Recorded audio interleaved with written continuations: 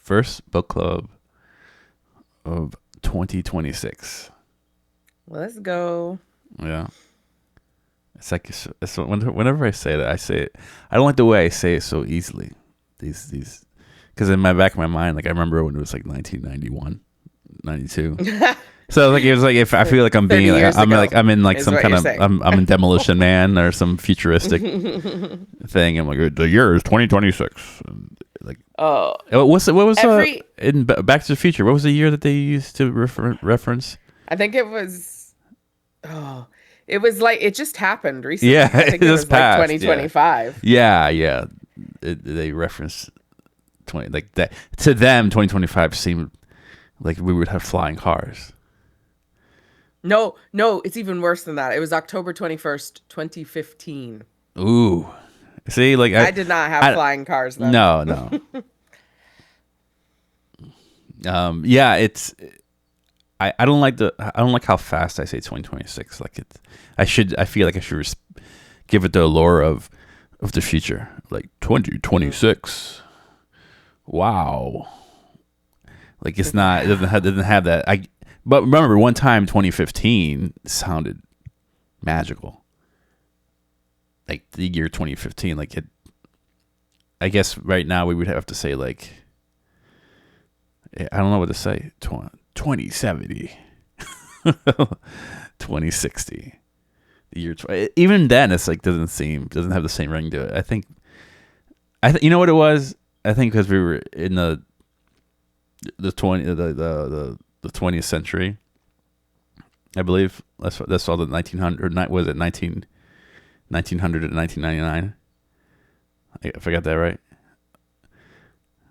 That's what it means. Yeah, that's the 20th It's century. from the 20th century. So like so anything in Because the we're in the 21st 21st. anything in the 21st century seemed out of this world, right? Like if like Yeah, any yeah, reference yeah, to the yeah. 21st century was had this a different had a different had a different effect. It hit differently. But now, since we're in the 21st century, I think saying anything in the 21st century just doesn't have the same ring to it. So I don't know. I Yeah. don't know what we have to say now to make it seem. I don't know. I kind of like because I think some of the sci-fi that I've watched recently is like 2150. So they've just gone like a But whole that doesn't seem. That's like 125 years into the future. 2150. Does I don't know. Maybe because I'm not. I'm very up. I'm very pessimistic about the future. So I was just like, okay. We're gonna have more AI flop or slop, and then Maybe. it's. Ugh. I don't know. It's sad when we look at the future. We're not excited. At least I'm not. I say, oh god, more crap. But like back Well, in the '90s, it was like, whoa.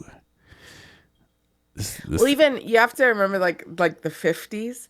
That's when they envisioned us having flying cars by now. And Yeah. to be fair, we technically do. Like there's a company in America actually called Joby Aviation that has essentially upscaled drones to be the size of like a taxi. And they're already like putting them into effect like in the New York area, saying, instead of an hour drive to JFK Airport from Manhattan, now it's 7 minutes in a Joby Aviation taxi. Yeah, So, I'm not. Don't Kobe me. I ain't gonna be Kobe. I know. Doesn't mean you can fly it. Doesn't mean it's safe. no, no, I'm not doing it's that. true. To beat some traffic, risk my life, please. I'll sit in traffic. Yeah. I mean, but we are very close to Teddy the having bidet said, automated I cars was everywhere. gonna mention Kobe. No, of course Yeah. I mentioned Kobe because that's Christ. But that's all I'm gonna say. It's like if I'm somewhere, this is gonna happen in the future for me. Someone's gonna give me an option. I'm gonna say you could take an Uber or take the Sky Taxi. And I'm just gonna look in the face, look at whoever's offering me that, and go Kobe, Kobe, just Kobe. Kobe, and walk away. No, that's so sad. It is sad. That's why I'm like no. I'm like it ain't worth being in traffic. Mm. Get in that bike. Walk, get no. I like trains. Yeah, Trains are trains. good. Trains are fun. But anyway, we veered off. We The have future, the indeed veered future. off. Yeah. But I'm very happy to see everyone here in Hmm. 2026. Lots of things to come. Looking forward to another year of this. So, one of the things that we wanted to do is we were trying to our first short. We want to like almost like pay tribute to the the catalyst that started this book club. For me, Hmm. the story was the kickoff one, which was a George Saunders story. We actually did it. We did that right, and it was our very first one. We did it in the Chinese channel, or was it? No, no, no, We no, did. no, Oh, we did. no. It was. We did The it over thing we here. did on my channel was just general. General. Yeah. The very first one we did was um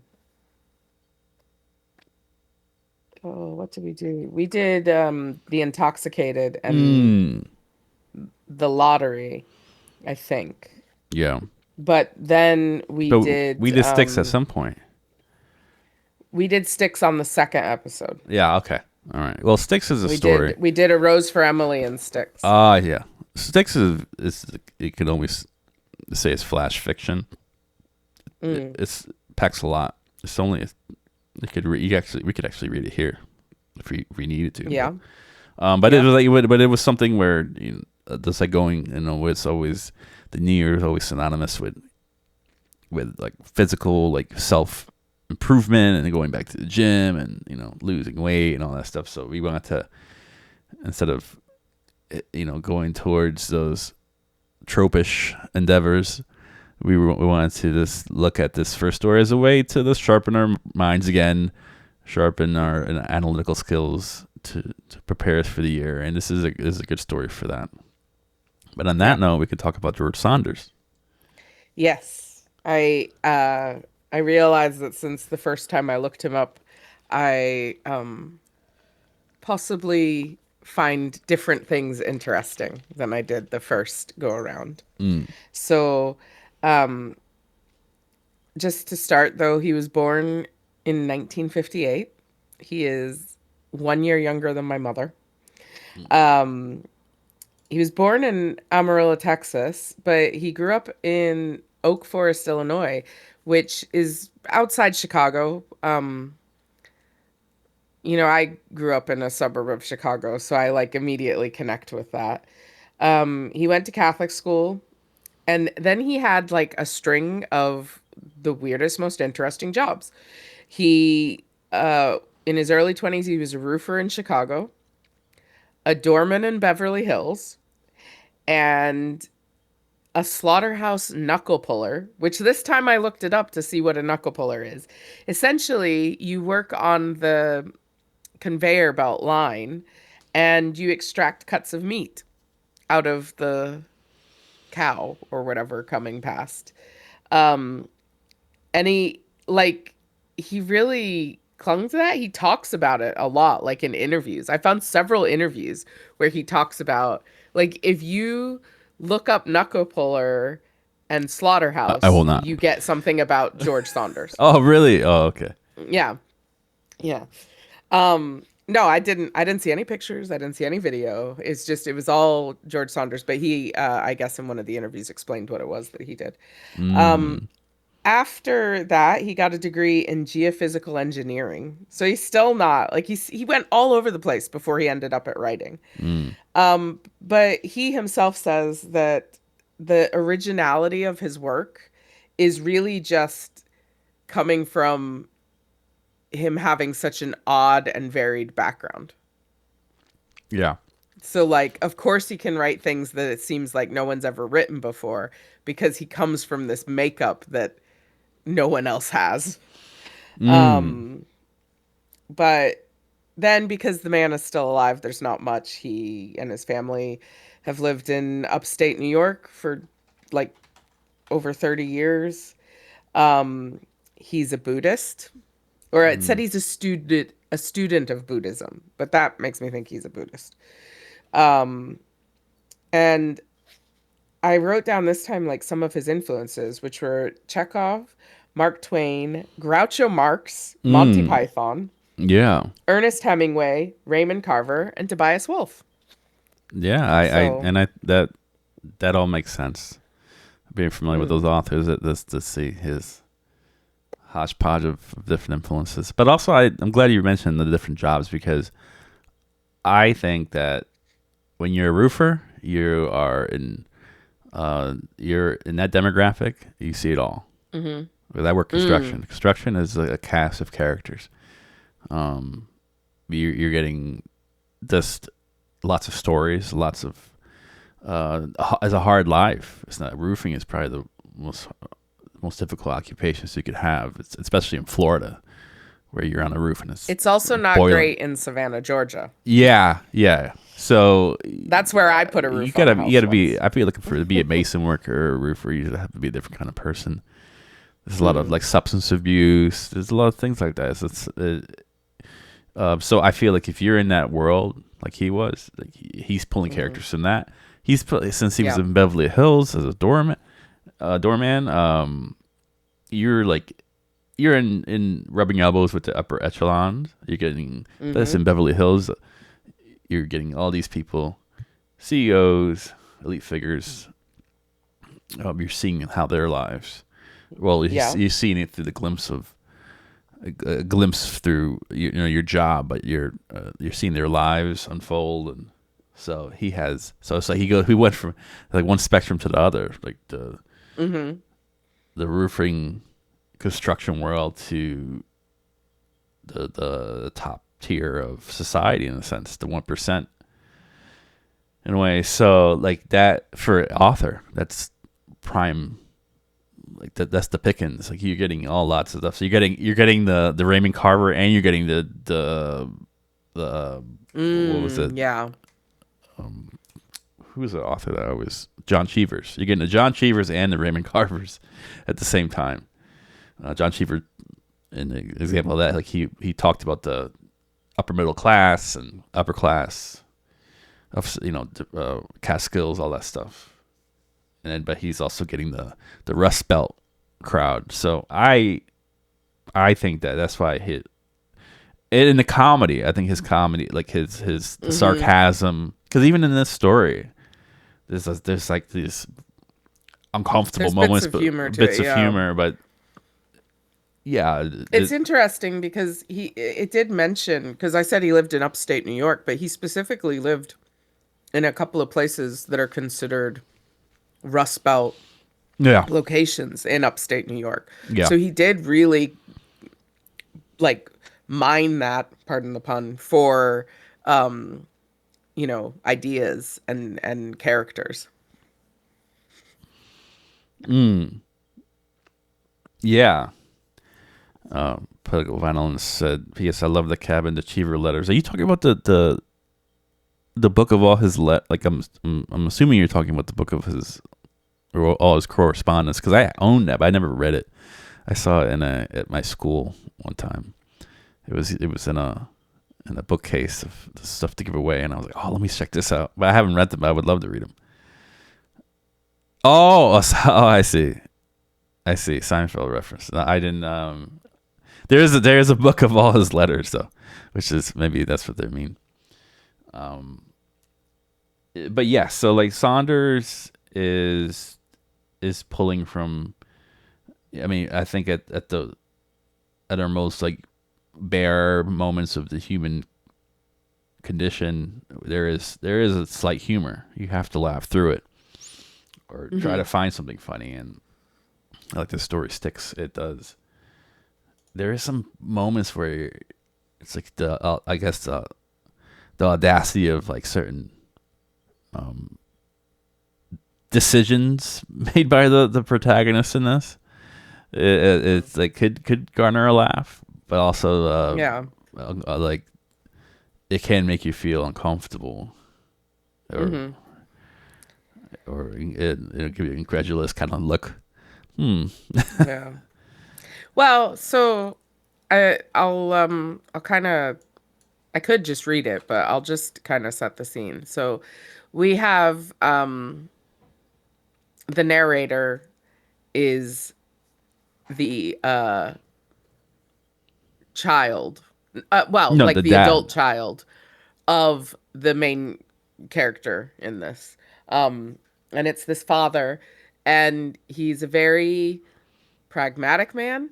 Mm, He doesn't want to waste money on unnecessary things. yeah. But every year, um, he on the Thanksgiving night, he drags this Santa suit to the road and puts it over it looks like a crucifix that he's made out of these two sticks, the two metal poles, really. Yeah. Um, and he that becomes Santa for the Christmas season. Mm-hmm. But he doesn't leave it at that because then it kind of builds, and then maybe he dressed it in a football uniform that belonged to his son Yeah. for the Super Bowl. Mm-hmm.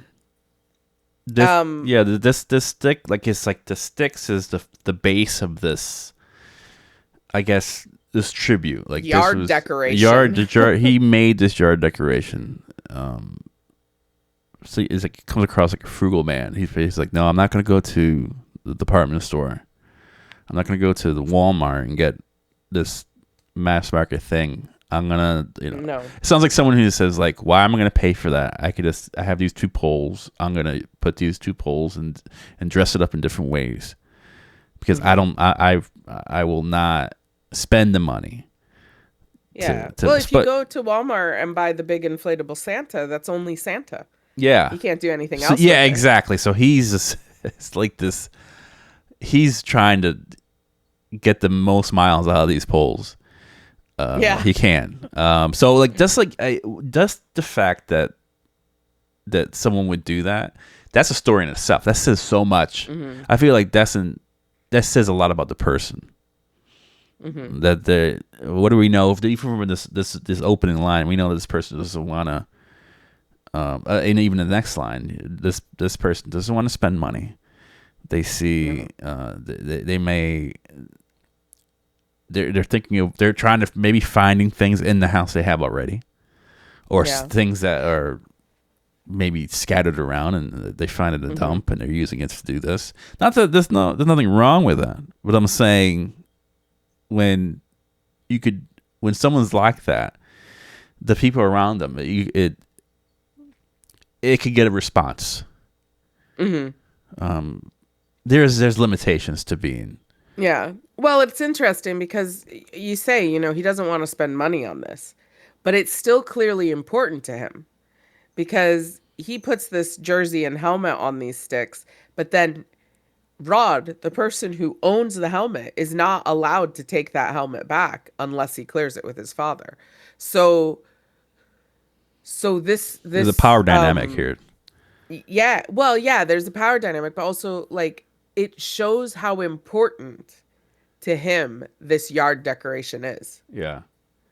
And like I said, at different holidays, Veterans Day becomes, this pole decoration becomes Uncle Sam, Yeah. or like a soldier. Fourth of July is becomes Uncle Sam. Veterans Day is a soldier. Halloween is a ghost.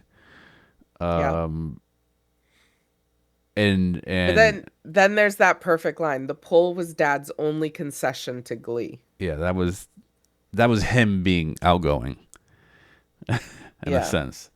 He just kind of rotated the cast of themes using this super basic contraption, and then changing it around. And I think that's a good Yeah. line too. Like you mentioned, that he took his son's helmet, Super Bowl, and then he didn't want it. His son had to ask him to get it back, which is like, Yeah. to me says like, it's like one of those, a parent who says, this is my house, I pay for it, I pay the electricity, so everything that's in this house Hmm. is mine. So Yeah. so if I'm going to use this, I don't And need to he ask for permission. It's just so and he's much. really particular about things. He doesn't want to spend unnecessary money. No, So no. he they were allowed a single Crayola crayon from the box at any point. Yeah. They you know, somebody wasted a slice of apple and he shrieked about it. You know, he pays attention to how much ketchup they use and tells them when they've had enough. Like Yeah. he's certainly not and that's what it says. It's his only concession to Glee because he doesn't let them do things just for the fun of it. Yeah. It must make sense. It must be cost effective. It must, you know, they get ice or they get cupcakes for birthdays but no ice cream, you know. Like it was almost like the pole thing is when he was really, he goes, well, I'm gonna, this is how I celebrate. But even in that celebration, it's still it's kind of brimming with his frugalness. Like he can't really take that. Like even like for something that symbolizes celebration, his frugalness comes through. Still, so yeah, I always love that line about I think the most effective, not the most effective, but the thing that stuck out to me the most in that, and one of the lines was about the ketchup. Where is it? Like like it kind of made me uncomfortable. Like Yeah, so he like so, hovered over us as we poured ketchup saying, "Good enough, good enough, good enough." yeah, I was like, wow, like that. I feel like that's therapy for a child. Like that, you really made, like if someone grew up like that, I think that they would go to Costco and buy A huge thing of a ketchup. huge thing of ketchup just because, even if they don't even need it. No. Or they go to Five Guys and they get as many of those little cups of ketchup as possible. Yeah, there's trauma behind it. It's funny, but it's also sad. Like this, but that they probably, Yeah, no, it these is. are the kids that they go to the McDonald's and they just get all the ketchup packets in the world. Like all the ketchup packets when they go there, they get handfuls and handfuls. And someone's like, "Why do you do that?" And you're like, "You don't understand." I see that with somebody. A neighbor of mine has a family member who in Florida grew up when the mother didn't want to put on the AC ever, and this is in Florida in the Mm, '80s, and she was like, "Oh no, it's waste money, and we just gotta get used to it. We gotta get used to the heat." So now he I couldn't keeps, live like that. yeah, he keeps his house. He goes, "I don't give a shit if it's if it's like 60 degrees out. I got that thing on. I got that thing going." And it's because of this. It's a little bit of trauma. He goes, "I've spent all my childhood sitting in a hot room. Like sometimes we would sit out on the Mm, porch because it was cooler than the house." mm. So I could when I'm saying that line, the ketchup line, I could see that like you're pretty much like creating trauma at that point. Mm. Good enough, good, like you hover, like a person hovering over you, telling you that how much condiment you can use. It's crazy. Yeah, But that, I mean that like I'm not here for that. so and then and then the last line of that little paragraph is Hmm. the first time I brought a date over. She said, "What's with your dad in that pole?" And the kid like couldn't even explain. It'd be too much to explain because if you had to explain about him decorating a pole, you have to also divulge that my dad is Yeah, cheap. it's My almost dad is like that it's set of two poles is too revealing yeah, it's if too you revealing. explain You it. gotta like talk about how like if that those encapsulates his view of the world of. So it's like like how much time do you have? Like is probably sat there. If the kid can't even explain his father, then it's like Hmm. I don't like what. There's a sense of embarrassment too. Yeah. Taddy just made a good point. So either you go to Costco and buy all the ketchup, or that voice gets ingrained and you never allow yourself more ketchup than you need. Yeah, yeah, yeah. It either can go. It can go either way. Yeah. You go ham and just get as much ketchup packets as you want, or you're just you keep that tradition. You can't let go of that, and then now it's like When it's a I cycle. when I was a kid, my mom wouldn't allow me any of the like sugary cereals like Fruit Loops or Lucky Charms For some reason, though, my grandfather convinced her I could have Apple Jacks, I guess because it had apple in the title.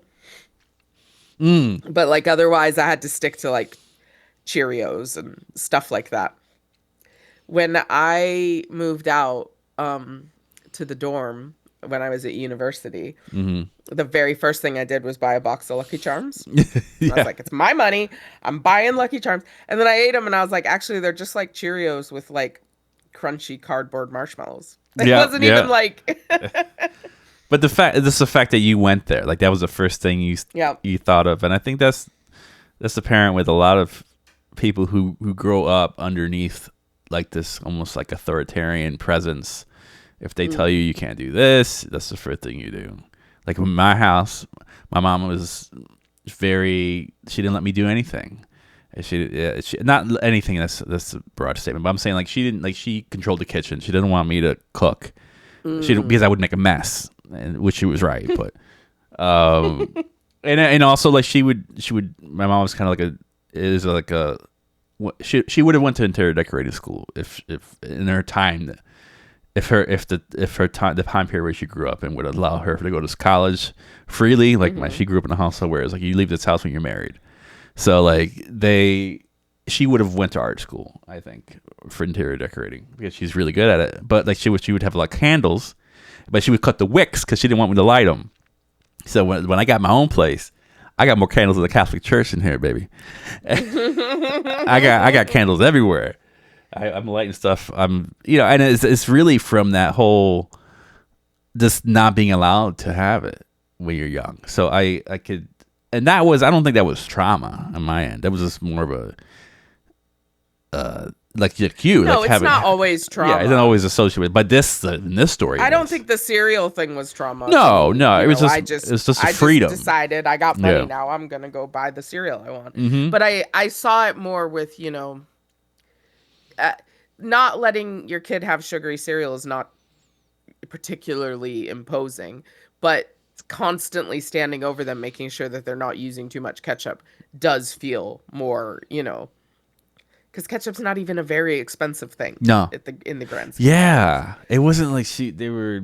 It was like some kind of It's not like it was caviar. Like, caviar whoa, settle or down. yeah, like yeah, or like some expensive.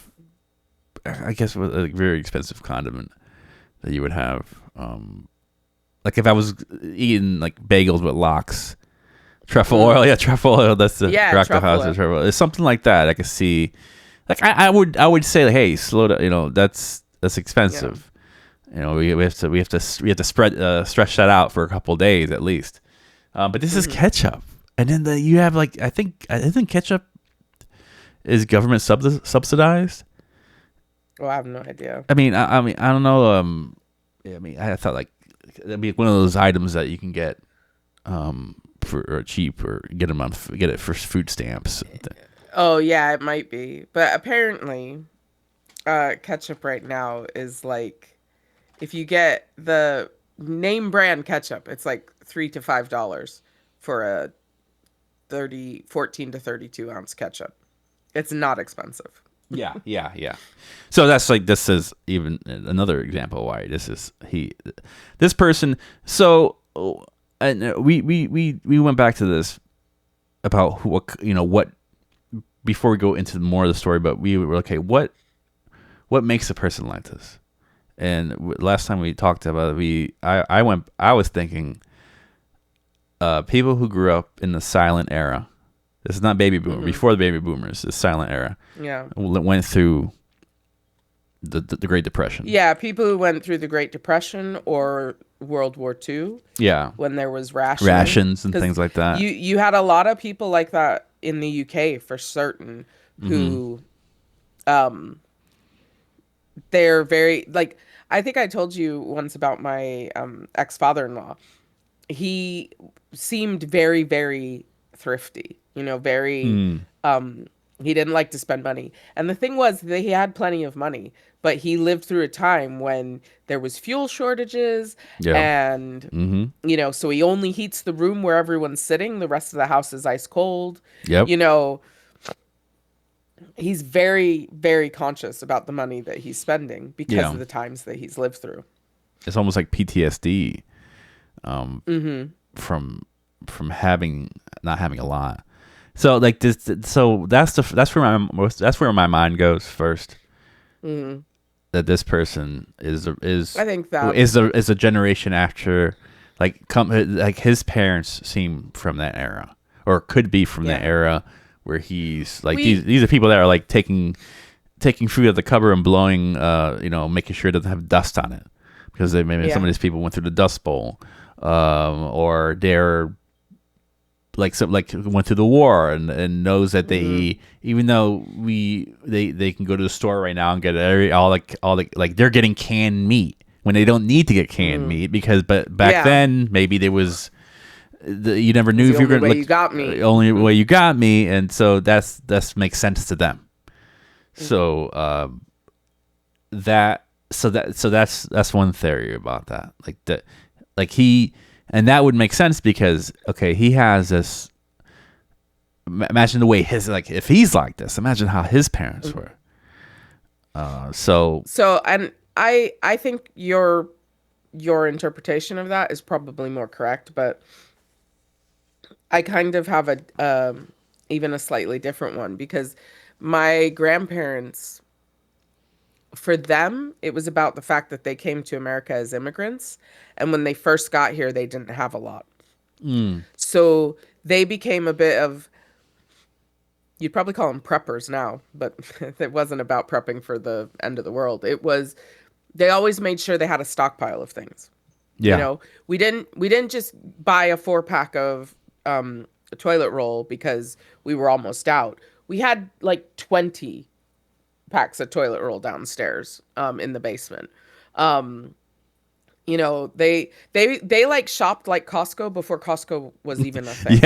yeah, yeah, exactly. I know exactly what you mean. This, But that's because when my grandparents first moved to America, you know, they were scraping together coins to make sure that they had food to eat. You know. yeah. So if there's a sale on, we say toilet roll, but toilet paper over here.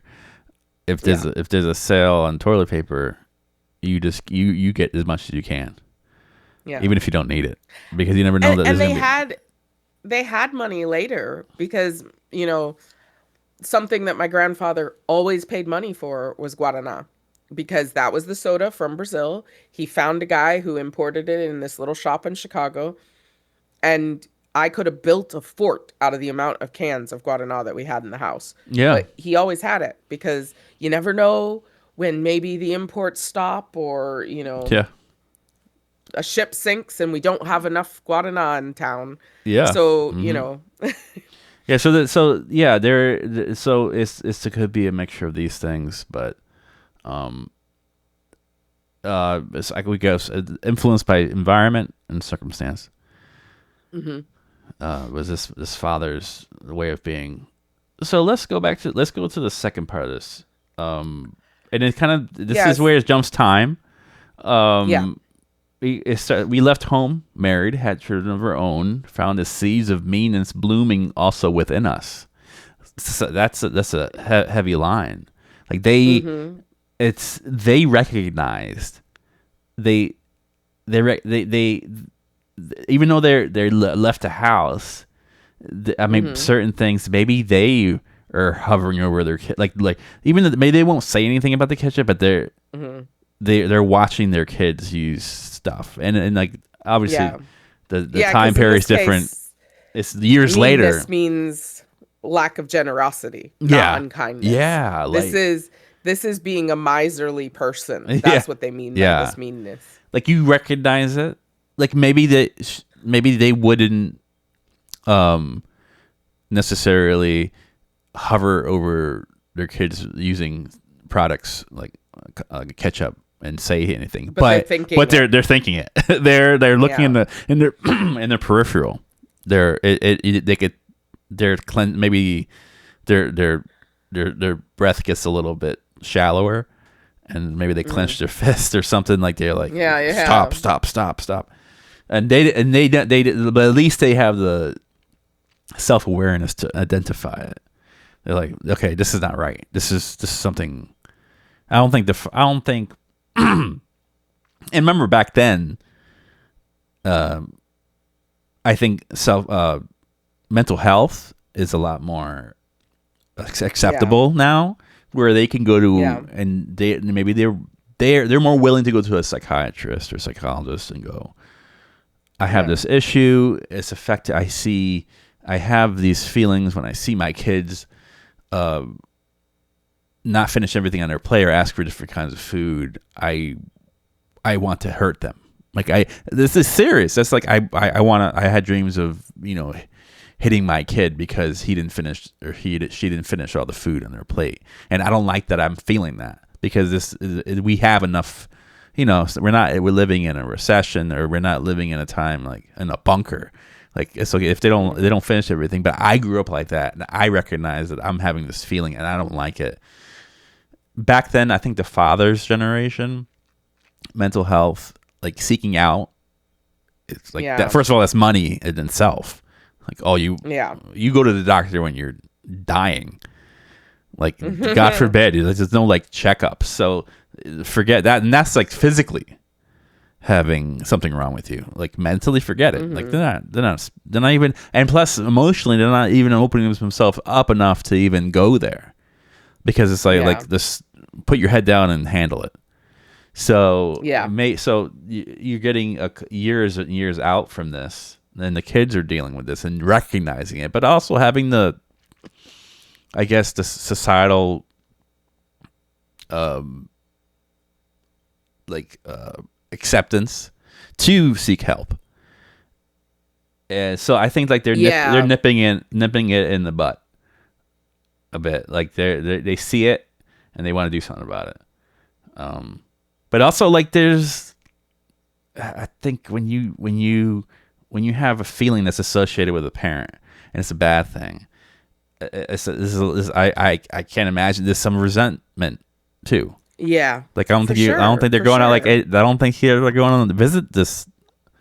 They're probably not visiting their dad often. I think it even Um, I don't, probably not, but they are aware of him enough because they notice how the polls are changing. yeah, yeah, yeah. That's true. So let's go to the next line. Dad began addressing the poll with more complexity and less Hmm. discernible logic. And this, I love that line too, because is this the father? Like it's like that these, instead of dressing up like Halloween like a ghost, it's almost like these polls are like representing his mental state, or um, it's like the dress, like the costume becomes more like indicative of how he feels, maybe, because it turns from like themes to regret, or like Yes. reflecting. Like he said, we stopped by and Yes. found an old talisman from his youth arranged around the base: army medal, theater tickets, old sweatshirts, tubes of mom's makeup. So, Yeah. why would the mother passed away?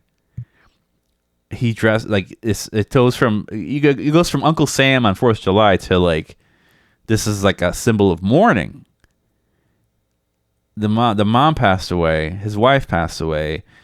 It's now the poll is to show that it's a photo of the mom as a baby, and then stuff Yeah. from Yeah. his, It certainly becomes more sentimental. yeah, sentimental.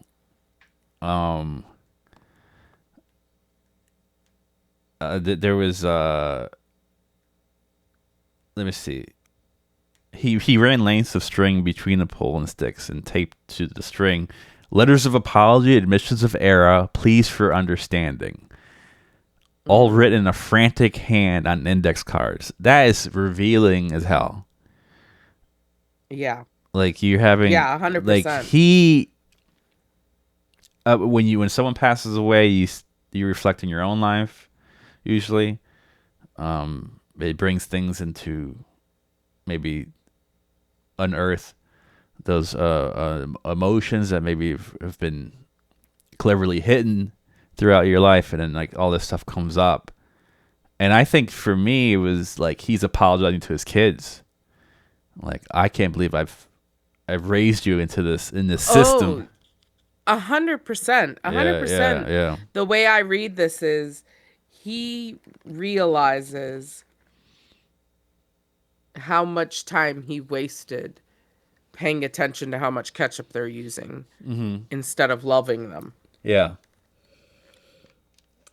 That's how I read this. Yeah, and maybe he's, you know, him. I think I feel I get an impression that this is someone alone a lot. That's why I'm saying like, yeah, they're giving us the kids or the narrator's giving us like stuff from the yard, but there's no conversation. There's no reference to conversations. It makes me think that they're driving past the house. They're not going to the house. Maybe they're driving past. Like, see what Dad has today. I'm not going in that house. I can't handle it. Oh yeah, like they still live in They town, live so in they still town. go past the They're place, just going but past to see. Like, we don't want to see that because if he's gonna say something, like he's gonna say something about, what happened. They have kids. If they see their kids and the father's like, hey, oh, I see that you bought your son some sneakers. The sneakers last year weren't good enough. Like, why can't you have like, maybe those are the kind of conversations when they bring the kids over. Like, why do you have to buy them school shoes every year? When I was growing up, I had school shoes through K through 12, or I only yeah, bought them when I needed to. So like, yeah. When if I grew out of when I them, grew out of or them, so like I could see his kids like, I don't want to have this conversation again. So we're not even going over there. Like, I'll check up on him, yeah. and we'll Well, see. I mean, that's quite common as well. Like my mother had bad experiences with food she didn't like as a child, being forced to sit there until she either ate it or, it was bedtime. So she never wanted that to happen to me. And when we moved back in with my grandparents, she was very clear that it shouldn't happen. Yeah, yeah, She's like, she tries it once. If she doesn't like it, we don't force her. And, that was going directly against how she was raised. yeah, yeah. And yeah, so they know, like, it's almost like you don't want to. But in this case, I feel like they just don't want to. I could just see if this story could say more, it would be like, I don't want to go. I don't want to go to the house again today because he's gonna ask me about school shoes, and it's gonna maybe hey Dad, I got a new car, and it's gonna be like, oh, instead of being like, oh, it's really nice, let me check it out, it's more like, how much you pay for that. Yeah, why did you get the What? one with the automatic Why do you need all that windows for? instead of the Yeah, crank one? and so it's like, I think seeing someone that is the reason, it is the symbol of all that trauma, is it would be a bad experience. Like, you don't I don't want to go down that road again. I don't like. Then eventually you just stop. That's what I'm saying. Like, I feel like they're just driving past the house and just watching what's going on. And if they see that pole change, then they know the father's alive. But I think that's Yeah. as close as they want to get. Yeah. So, and then, okay, so now, please for like, I love that line. Please for understanding. All written in a frantic hand on index cards. When you're writing something fast, either like you're in an emotional state or your time is limited. Like, you see, maybe, I think it's maybe both with the dad. yeah, like, he's not long for this world, or he Well, after I would suggest that after a spouse has died, you probably feel your immortality a lot more. I yeah, mean, your yeah, mortality a lot more. yeah. And I This always isn't see, like, fantasy story. yeah, and like, I just think a frantic hand could also mean, it's like, I don't want to talk about this stuff. Like, almost there's a taboo about, like, it's almost like, I excuse me, if you're not used to expressing your emotions, you may say it almost like, if you're talking to someone about something that you don't talk about someone with, you're saying it maybe somewhat fast and you're embarrassed. So I think of him, like, writing these things in index cards, like, almost like he shouldn't It's like, what am I saying this? I don't know why I'm feeling this. What's coming over me? Like, what? This is not. I'm wasting this paper. What the hell? Like, why am I wasting this paper? These index cards on this this information. Yeah, yeah, yeah. Like, it's like, why? It's such a way. Like it's almost like he's battling himself, his own frugalness. He's like, I'm wasting these cards. Why am I saying this? I don't know why I'm saying this, but it feels good. But I don't know why. Like, I shouldn't be wasting these index cards with this drivel. You know, like why am I? It's like two of his like personalities, two worlds are colliding at this point. He needs to get this information. He needs to get these feelings out, but he just doesn't know how to do them. And then to the extent of that, he said he painted a sign saying love and hung it from the pole, and another said forgive and a question mark. So another thing, like, if he's making this message probably to his children, which again kind of speaks to the fact that maybe his children aren't coming around very often. Yeah, and even maybe, and this is because of the possibility that he's seeing his kids drive by, and he's like, well, they're not coming here. Let me put these messages out there. That's the one interpretation I had that's different from the first time I saw it. If he realizes that his kids are not seeing him, or if he's lonely, and he knows, and maybe he's doing something outside, cutting his lawn or something, and he knows his family's car. Maybe these are messages to them. Yeah. Like saying something. So they would see it. That was, I feel like, and the next line, he passes away, but it feels like the poles represent like different elements of himself, and he becomes more desperate towards the end of the story. And the most, like, I mean, what's more desperate? Not desperate, but revealing than saying love and forgive. Like, at that point, he's not. There's no camouflaging his intentions. He's like saying these things. But think about it, before he was using things like a groundhog and a shadow for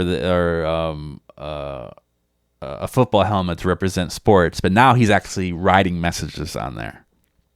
That was the last of it. That was the encore. Like, that was like the finale. The finale of the show, of his life. Like, this, he has to, like, I'm gonna say it right out, and then ironically enough, it's like right after that, he said, then he died in the hall with the radio on, and we sold a house to a young couple who yanked out the pole and the sticks and left them by the road on garbage day.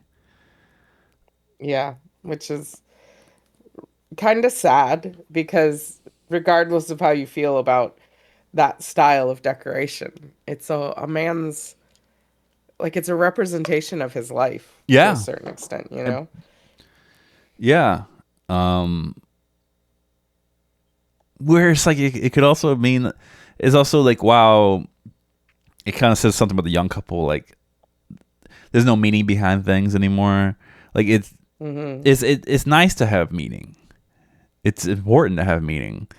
And the young couple seeing sticks and like seeing some yard decorations that they don't even, it's like, to me, it's like someone moving into a house. I think we talked about this, Shiny, where they see some kind of something from the past, maybe someone who lived there previously, and they either throw it away instead of saying, oh, this means something, or let me preserve it. This is scene, like, oh, like I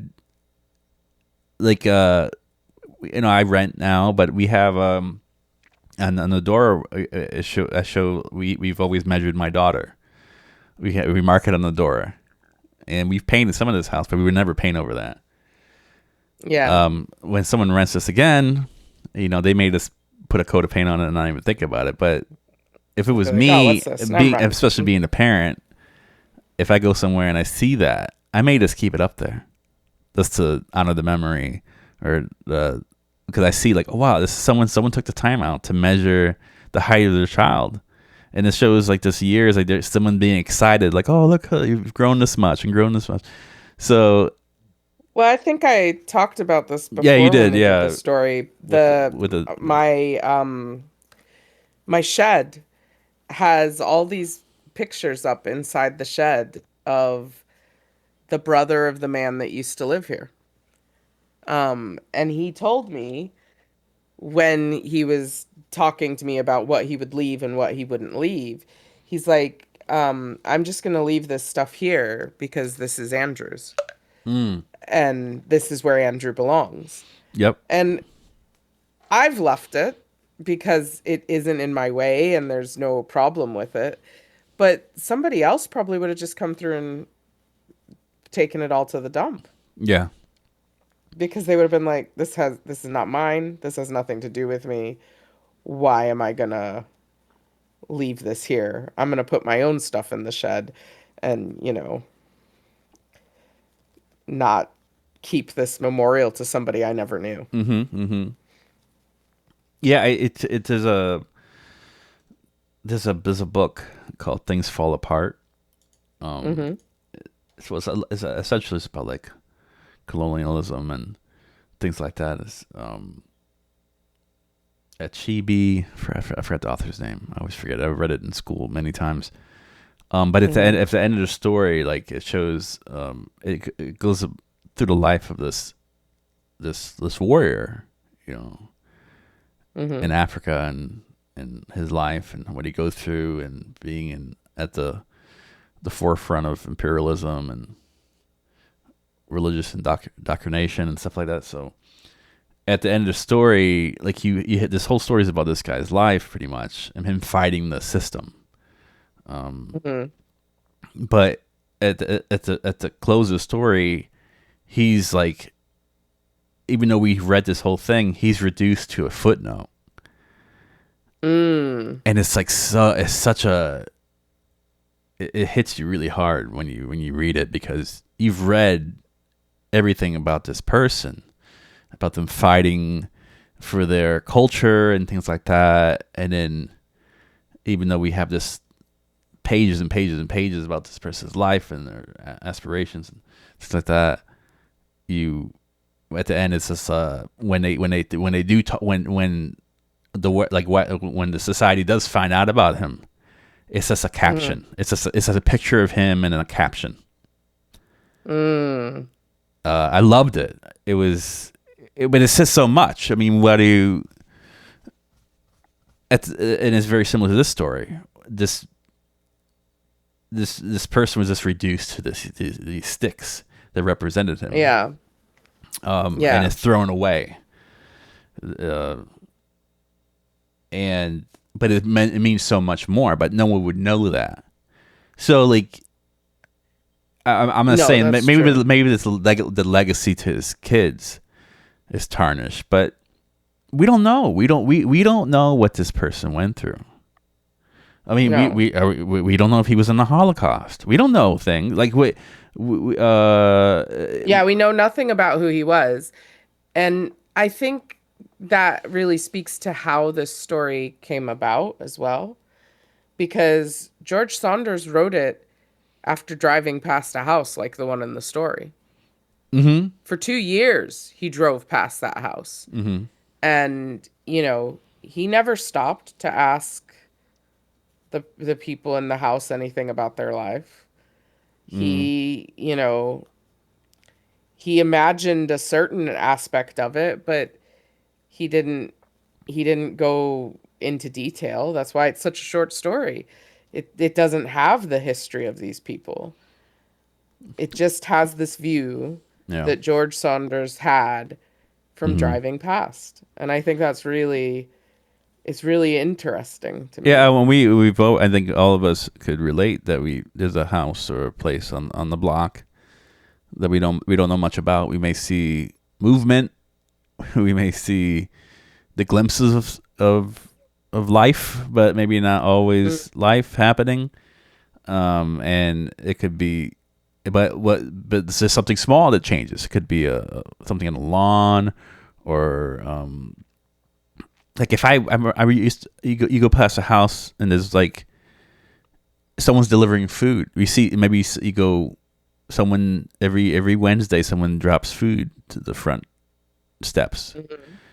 and at this time every day, and then you see it, and then maybe you do something like you do some chore in your house and come back and the food's gone. So someone's taking the food. Hmm. So you go, who lives there, and why is this person who's delivering them food? Is it a family member? Why is it why are they so Yeah. quiet and mysterious? I never see this person leave their house. Like it's just, there's a lot Hmm. of. I think that's what makes and especially this is why this story. I feel it's a great way to like prime the environment for the rest of the year for our stories, but we try to we try to avoid the stories that are so clear cut because Yeah. life is not like Hollywood narratives are clear cut. There's a reason Yeah. why Marvel does well Yeah. because every loose end is tied up Tied up. at the close of a film usually, and if it's like even and it's even this it's just they have to have these other like a lot of those movies like they put this little trick like, oh yes, there's another movie like it's like for me it's like Halloween or Friday the 13th where Yeah. you're getting a glimpse of the next one coming up. But it's not. It's like it's. I think that if you have a really good story and it's just and there could be more to be told, you don't need that little teaser. No. And so we don't. That when we choose stories, I kind of I keep the story in the back of my mind because I want it to. I want it to have. I want more questions, and that's good literature. If you could have these conversations, and someone may think, "Oh, that's a waste of time. Like, I don't know what really happened. Why talk about it?" But life is not clear cut. No. Life doesn't. No, it never is. Yeah, not life doesn't end like a Lifetime movie. It doesn't. It's not gonna. It's not gonna uh, materialize into what you think will happen. So that's why more questions is more indicative of life. So thank you for reading this one with us, and we're gonna try to read this every year and start Yeah. keep it Tradition. tradition. And it's funny, man. It's like reading this again. I'm saying different. If you go back to the first time, the episode that we do talk about this, I'm saying different stuff because I'm like even the second time, I didn't think of them passing by. The kids may Hmm. possibly not visiting the house, but like checking up on the dad. But that makes sense to me. If someone is the catalyst, if someone triggers you, you may not want Hmm. to see them. You may want to see them from a distance. We know if there's people here who maybe keep an There's a arm's length. reason. There's a reason why I haven't been back to America since 2017. Yeah. So it's true. Like you keep you. Sometimes we avoid things that are triggering because we want to preserve the relationship. Maybe it's not Hmm. worth it to have that argument. It's an argument that goes nowhere.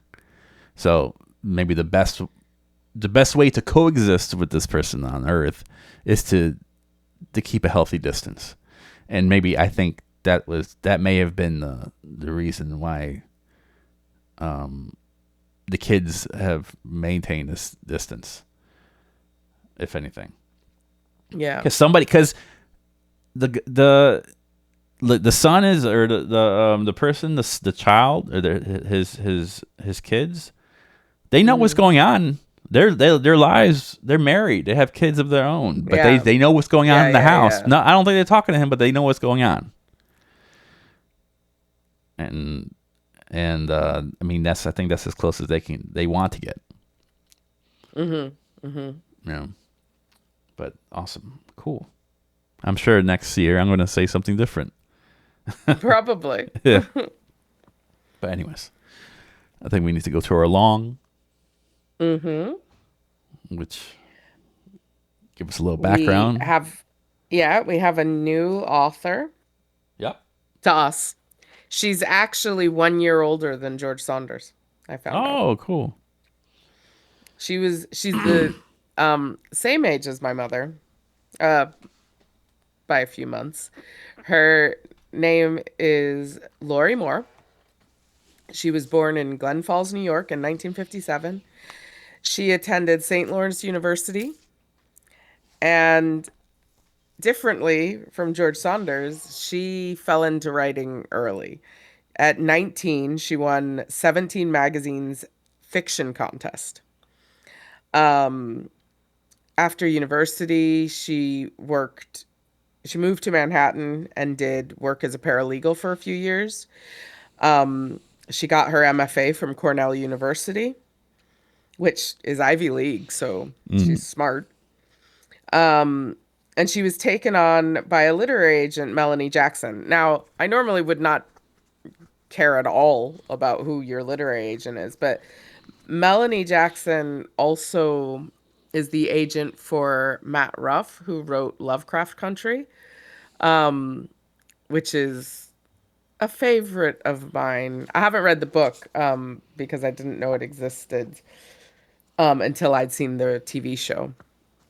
But it's Lovecraft Country is like a flip on H.P. Lovecraft. It's his kind of stories, but without all the racism. Um, but Melanie Jackson is kind of also important in that she shopped around Moore's work and got a publisher to take on her first short story collection. So, Mm. she kicked off Moore's career. Um, Moore's first short story collection was called Self Help, and it was all stories that she wrote about her experience getting her master's. Um, I think she had stories published in the Paris Review, the New Yorker, and she had stories picked up for several and like short story anthologies, including one that was edited by David Sedaris, who's quite Oh, a really? famous author. Yeah. That's so funny because one of Mrs. G's favorite authors is David Sedaris. Oh, is it? Oh, Yeah. that's cool. Well, he likes Lorrie Moore apparently because included one of her stories. She is part of the Vanderbilt University faculty. Like she's still on their website, so I think she's still there. But it's really funny because it's like office hours by appointment only. So I don't know that she actually lives because Vanderbilt's in the South, so I don't think she lives anywhere near. But she's on the faculty there. Mm. She's considered, and I don't usually go for whatever the critics say, but she's considered one of the most powerful storytellers of her generation, which I thought was interesting. She has written novels. They haven't done like exceptionally well, but she has won an O. Henry Prize. She has some accolades, Yeah. but there's not much about her life because again, she's still alive. Yeah. That's good. We don't get as much about We'll those who go are visit the still LinkedIn. alive. Yeah, I didn't check her LinkedIn, to be fair. Yeah. Um, I'd like to add the reason, the way I came to this book was this is a request from my wife, who has read about this in a blog that she likes to frequent. And she bought the book because I think, I won't quote this directly, but deals with stories of being an immigrant or coming from an immigrant family and adjusting to America in more like the 21st century in ways. Modern ways, modern adjustments, assimilation, things like that. Yeah. Because On the my back of my copy, it says it unfolds a startlingly brilliant series of portraits of the young, the hip, the lost, the unsettled, and the unhinged of modern day America.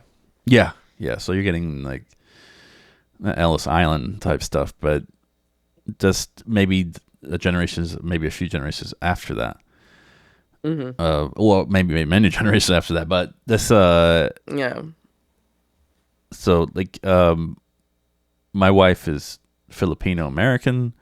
She grew up in the Philippines, left the Philippines at a young age, learned English quite quickly through TV and mainly through The Simpsons and things like that. And she was like, I think there's a lot of people coming, not wanting to shed their accent quickly, and that's for that. That was her goal. But as much as as much as you try to shed your accent, you come to a time later in life where you may want it back, or you may want the language back. I find that when she tells me, she's like, I know I'm Asian to Americans, but I'm not Asian enough to Asians. Mm, mm-hmm. Pacific Islanders to be exact. But because she shed her accent, she speaks Tagalog, which is the language of the Philippines. She says that she speaks with an American accent, which sometimes gets, some ridicule from people who don't have an accent. But she's from there, so it's like she Mm-hmm. sometimes it prevents her from wanting to speak, or she doesn't go I out of her she doesn't go I out of her way to speak, even though she can. She understands completely, but she doesn't go out of her way to speak because just doesn't want to have the pushback from yeah. indigenous the Filipinos people. So It's very interesting because she has obviously a much more stark difference between the two cultures that she has. mhm. However, I totally understand what you're saying because despite the fact that I've moved from a country that speaks English to a country that speaks English, the accent is very different. Mm. Some of the language is quite different. Like just before I said, what did I say? Oh, toilet roll. And you're like, oh, that's toilet paper. It's stuff like that that seems very innocuous and not that important. But if I call things the wrong thing here, I will get it pointed out to me. Mhm. Um, so I understand that. But then when I go back to America, they don't think I sound like I'm from there anymore. Well, like today you said So toilet roll instead of toilet paper. exactly. So it's like this purgatory. You're between these two cultures. It's a Not third culture. yeah, third culture. You don't feel like, and I feel like that's a good. I feel like that's what this book's about, being a third Hmm. culture. So Hmm. for those who feel that themselves, please advise you all to read this because that Yeah. seems to be, and it seems like also the characters. It's almost like a snapshot of their lives, like an overview, like a memoir. But Mm. it's like not the things I don't like about those like biographical prose is these sometimes it gets includes things that are not important, but this seems to have a lot of implied things that we could definitely talk about. That maybe someone who is not always privy to that, what someone like this will go through. It's a snapshot. So, on that note, we are reading Community Life. By Lorrie Moore. Um, this story is about a woman named Elena. Elena is from uh, Transylvania. Yeah. Yep. Um, she in Romania. Um, she started, speaking Romanian. She is from there. Mm-hmm. Um, but it recedes because she's moved to America Mm-hmm. and her her parents would like her to be Americanized. Um, they want to call her by an American name. They think Elena is, gonna out her as not being American, so they Mm-hmm. call her Nell. Yep. But she never really takes to that. Nobody else calls her that. Um, the teachers at school all call her Elena. All the other students call her that. It's only her parents that call her now.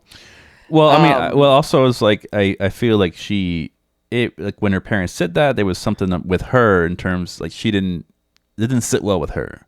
She felt like she was no, being, she didn't. She didn't feel the need to have an American name. but she felt the pressure from her parents. She wanted, like, I think when you're Hmm. young, you want to impress your parents a lot more. But Hmm. I think it's important to say that a teacher was like, I think she may have said now at some, like, she didn't know what to say. Like, it's like, what's your Hmm. name? And their teacher was like, oh, your name is Elena.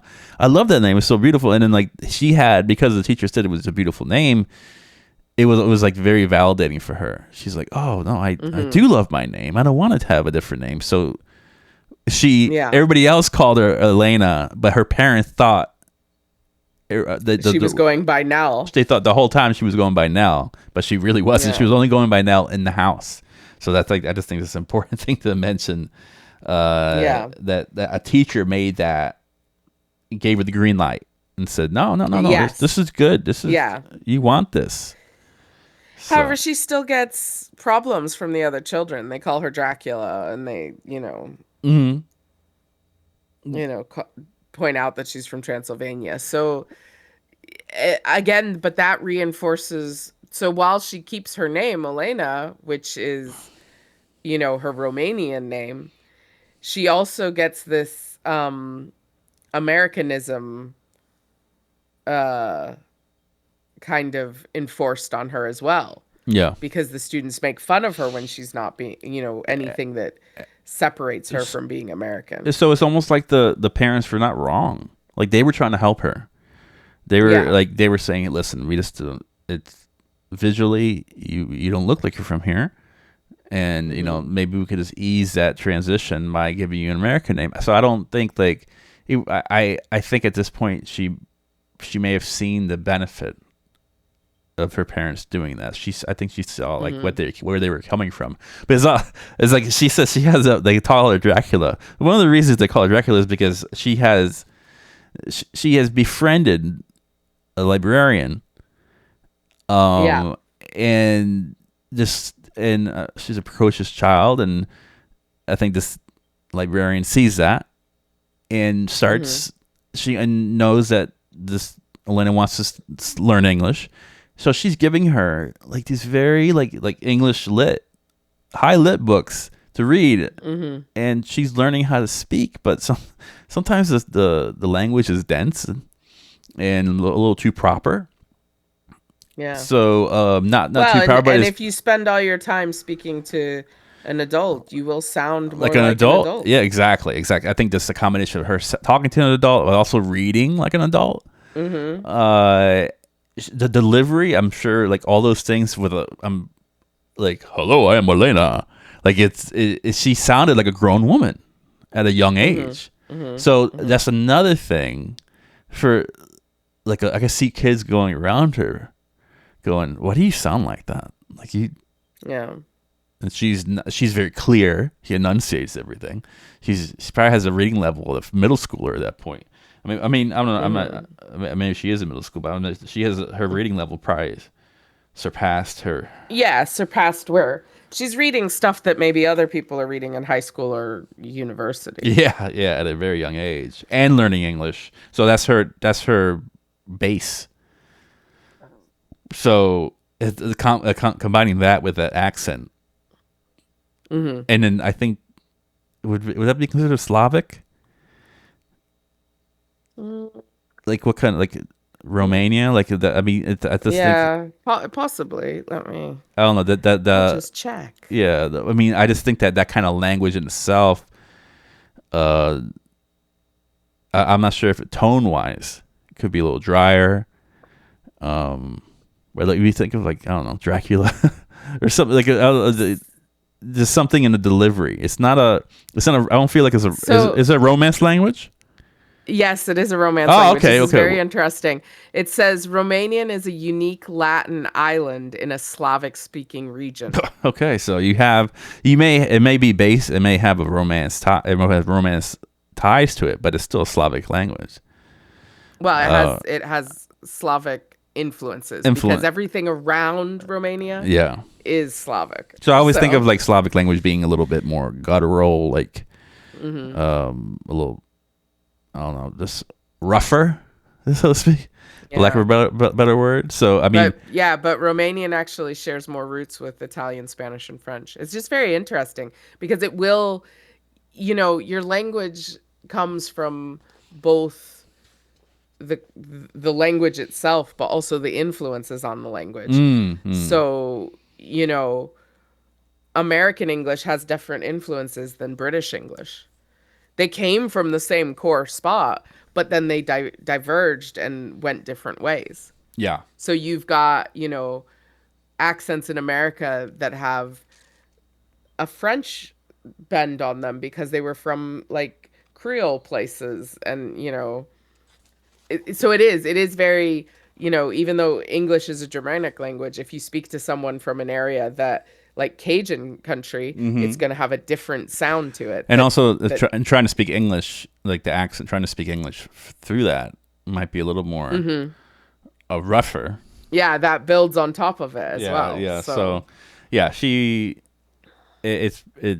I'm glad that she was. I'm happy that someone's reading at this young age, but it also I could see the barriers or like the problems that could come from it. Maybe being yeah. a little too like have a linguistic swagger about you at a young age that could ostracize you as a child. So going back into the story, it goes. I mean, it seems like everything is. She's in school. She's learning. She's kind of feeling like still feeling like a different, like Yeah. maybe like a leper in terms of in her school, but very quickly we find out that the parents. It comes out of nowhere. Like they were killed, killed in a car crash. Yeah. Yeah. And it's interesting because obviously the loss of a parent is devastating for a Yeah. child, especially when they have a loving family. Yeah. But there's more on top of that because um remember her parents are the only ones who call her Nell. Um So now Nell's dead too. so Nell died with her parents. Yeah. And Elena is left. And it's interesting because she's all on her own then. You know, her her family is no longer there to support her. Um and she misses that. Yeah. And it's interesting because Elena is you can rearrange the letters to spell alone, which they point out. Um The symbolism there. yeah, but she gets on with her life. She lives her life. Yeah. She kind of puts the past behind her and moves Well, on. there's a And part of her too that is looks at it as a way of fresh slate. She's like, mhm, okay, well, I now that Nell is dead with my parents, I could be who I want to be. I don't have to. mhm, There's no two people anymore. I can just do what I want, which which is good and bad. It can go either way. I feel like I remember reading this story by Toni Morrison called "The Bluest Eye," mhm, and I mean, there was a character there that the main caregiver, the grandmother passed away, and it was his first like desire was to go to the city and do what he goes. He pretty much said like I can get arrested and no one's gonna care. And I get that. That really stuck mm, with me a lot. Like it was like when you have maybe if someone you have an overbearing influence in your life, and then that person is gone. There's something about you like no one's gonna keep tabs on me anymore. So I'm gonna do whatever I want. And in that case, it didn't really work out. He got into a lot of vices and things like that. But in Elena's case, there was like a little freedom that she could say, well, I am a hybrid. I'm not I'm Romanian, but I want to live my life the way I want to, and I'm not going to hide away with my American name. But there's also it's a bittersweet decision too, because I think that she liked being that for her parents, Yeah. whatever that was. Um, and then we find out that she worked in it goes kind of goes right to her getting older. Like she works in a university. Yeah, she works in a university library. A library was where she was happiest as a kid, so it makes sense that Mm-hmm. library work is what she does as an adult. Mm-hmm. She meets a man in the library, in fact. And she normally doesn't work in front of people at the library. She's normally, you know, left kind of in the back doing cataloging. But this one day she's up front and she meets this guy. And they kind of go from zero to living together Yeah. in one day. Yeah. Um, um there was also some interactions that seemed I maybe I'm going too fast, but I feel like a lot of her interactions with him, like she didn't really know what to say in front of this guy because she didn't have a lot of experience with guys. yeah. So, and I got the impression, like you said, like she's hovering in like the shadows of this library, Yeah. and I'm assuming she's very introverted. So it's not like she's going dating on the regular either. So No, that doesn't it doesn't read that way. It does seem like she has had relationships, but she's not someone who's like, she's happiest with her books. yeah, yeah. So, she's not opposed to a relationship clearly because she has one, but it's not something that she was going out to seek. And this guy Nick he has a gift of the gab. You know, Yeah, he's outgoing. he starts talking to He her and a little forthright with the way of his questions towards her. Yeah. I think the initial interaction, the initial interaction was quite surface. They were just looking for stuff. Mhm. Um, and he instantly goes into his occupation, Yeah, that yeah, what if you he's call running a that, campaign. which is also if you're running for Um that's like a red flag to me. If you're running for Well, office, he's not running for office. He's managing yeah, but stuff. the If campaign. you're in that world, Yeah. like you're a little bit like, to me, it's like No, I would agree with that. you're a little self absorbed. Like I'm running a Mhm. campaign. Like that's like one of the initial things he says.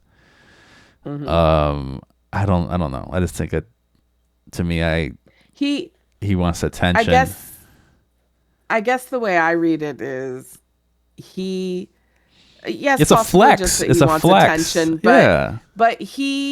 he wants to be seen as a person making a difference in the world. Yeah, which is the worst kind of people, because like I mean, if you make a difference in the world, just make it.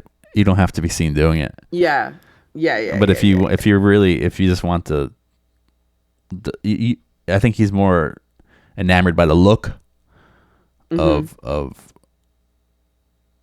like a non-altruistic. I don't know, like that look of being selfless or being a community figure, rather than trying to actually strive for that. Because I feel like the people who are actually good and they want to do good in the world could do it without a camera on. They don't need social media to show their empathy. They do it in the shadows. They do it without any recognition. Mhm. They don't need their name on the plaque. They don't need their name on the park bench as a benefactor. Yeah. So I It's interesting because I am not naive enough to think that my company doesn't do things because it looks good for them and because Most You know, companies do that. it makes us seem less like an evil place that makes money. But I know during there were a few cases, especially during the pandemic, where um, they didn't publicize the things that they were doing to help. You know, one of the things that my company did was a lot of our meeting rooms were run by iPads for like doing Zoom calls and stuff like that. Hmm. Because we had, even prior to the pandemic, we still had calls with international clients sometimes, or, uh, suppliers in different locations. So we still had rooms with Zoom meetings even before stuff all went working from home. But when everybody went home, obviously everyone had their laptops to do their Zoom meetings. So they took all the iPads from all the meeting rooms and donated them to hospitals so that people who couldn't go in to see their loved ones with COVID could still have conversations with them. Um, they didn't say anything about that. The only reason I know about it is because one of my friends works in systems and had to go into the office to go gather these things. Mm. And I appreciated that more by my company than I ever do any of the stuff that they put their name on saying sponsored by, you Mm. know. Yeah, yeah, because and that could be a hidden flex in a way too. You never know, but it seems like the Yeah. most less self-serving way to go about things. So Yes. going Yeah. back to like this Nick, just the fact that he mentions that quickly shows that he's looking. He wants to get a reaction. Yeah. And he talks about elections and like he's talking to her like she knows about it. Like Hmm. it's like it's a way for him to feel important, I guess, as we see that. But what's interesting about her is she doesn't need to understand to engage. Yeah, yeah. She'll like he also doesn't need her to understand to talk though, like Yeah, but it's just like this reminds me of like two people meeting and you go, hold on 1 second, let me take this call. I have a real estate thing going on. Like you don't need to say that. Sometimes you no. say things just to get the impression Yeah. to let everyone know Yeah. that you have something going on. Like, oh, I'm sorry, Michael B. Jordan's phoning me. Hold on. Yeah, yeah, yeah, yeah. Like that's the kind of thing he was trying to get. Like I always messed it up. Mm. I was like, oh, I have to get my medication. Oh, it's Publix. Oh, that thing I say something that's not going to help That me. thing on my butt. Yeah, yeah, yeah. That need to get removed. I'm getting stuff. They're like, what? Like I didn't ask Like, about yeah, that. I could never. I'm too literal. Mm. But anyway, so this But little exchange, like, and then yeah, it's funny. Right after that, he throws it in there. He's like, "Will you have a cup of coffee with me?" So I was like, "I mhm. just wanted to get some comparison figures. Oh, will you get it?" Like, it takes a left turn. Like he's Yeah. talking about all like this is like oh, I need to do this. I'm meeting with this person for this campaign. I need to Mhm. do this. Oh, will you get a cup of coffee with me? Like, okay, I said all this to now make it like to impress you. Now I'm going to ask you for now that I'm assuming you're impressed. Mhm. Cocky bitch.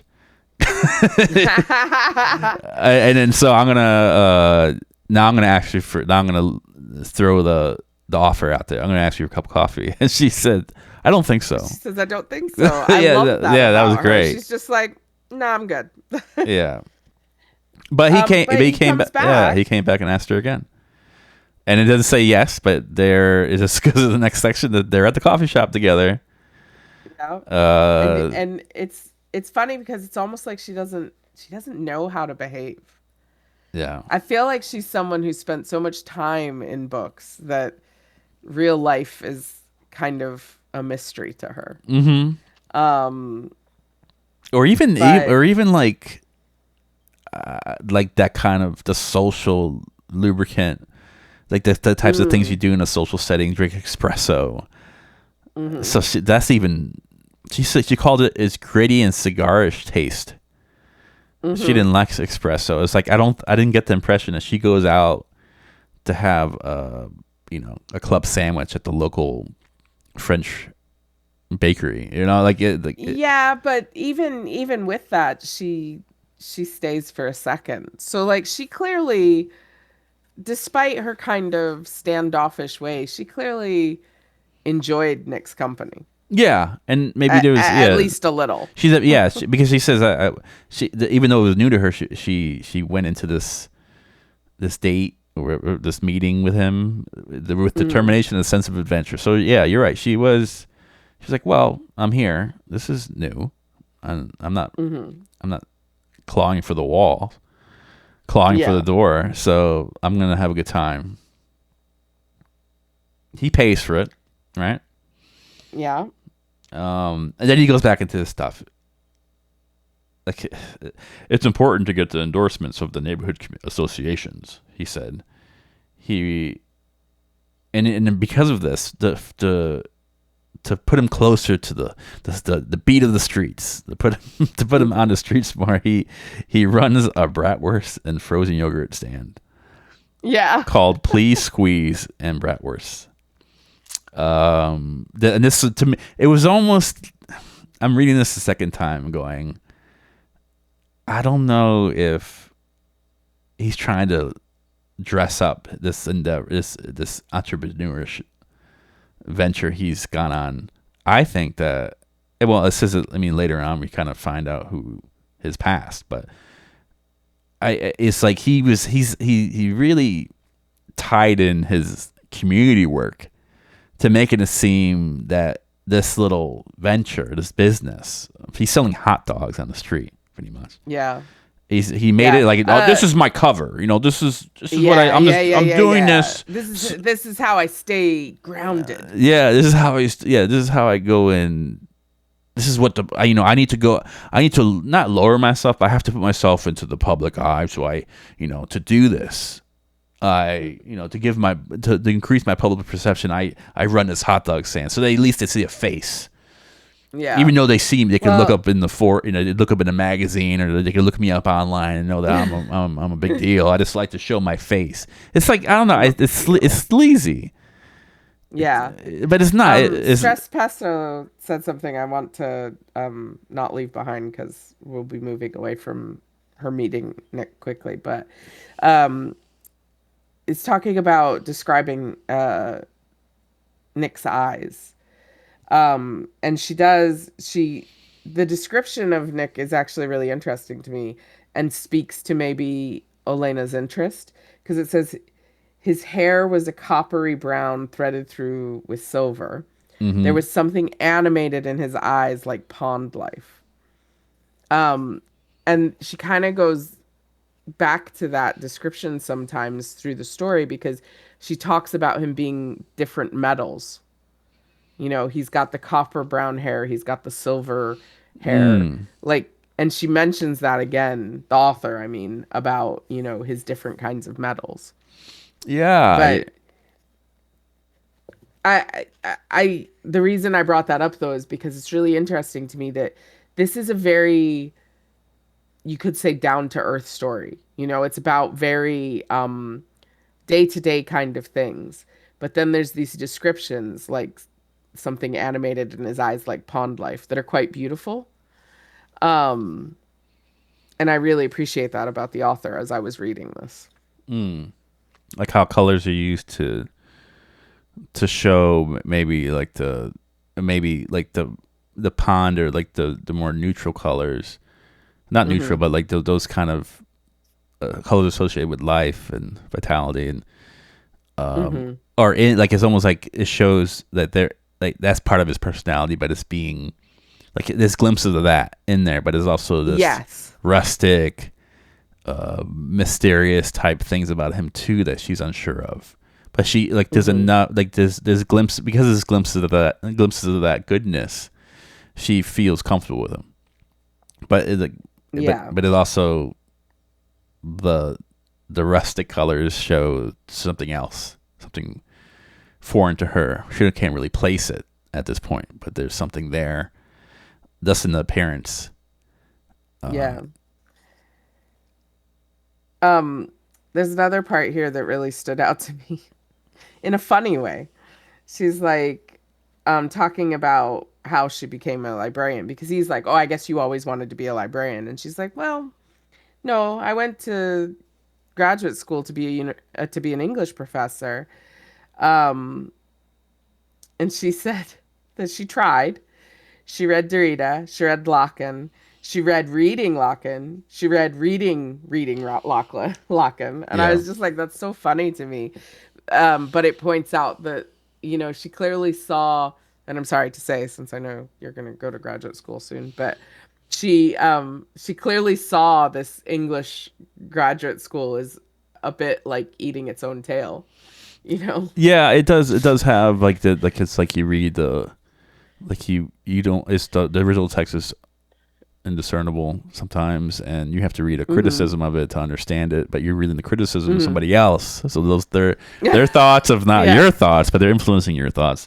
It can get a little crazy. It puts you in a position to like kind of adopt like philosophies about instead of making your own, you're adopting somebody else's, which is I think it tends to take you away from like kind of analyzing something yourself because I Hmm. think Hmm. when I read that I'm like okay I have to read this but it's not really my interpretation but Yeah. I have to consider it Hmm. because that's Hmm. at this level of these kind of classes you do have to you are looking at criticism Hmm. and incorporating that in your own criticism. But I just saw from somebody who grew up the way she did, in the looking at books as this a way of escape and Hmm. being like maybe the traditional sense of enlightenment through Hmm. words. Like she feels like why am I being told what to think, or why do I have to look at these things? I could see that being a wrench in her design of what she thinks Yeah. reading is. Which I think Yeah. I think it's a valid point in ways. Not saying Yeah. all grad schools like that or my bachelor's degree was like that, but there was some of it was like that because you are Hmm.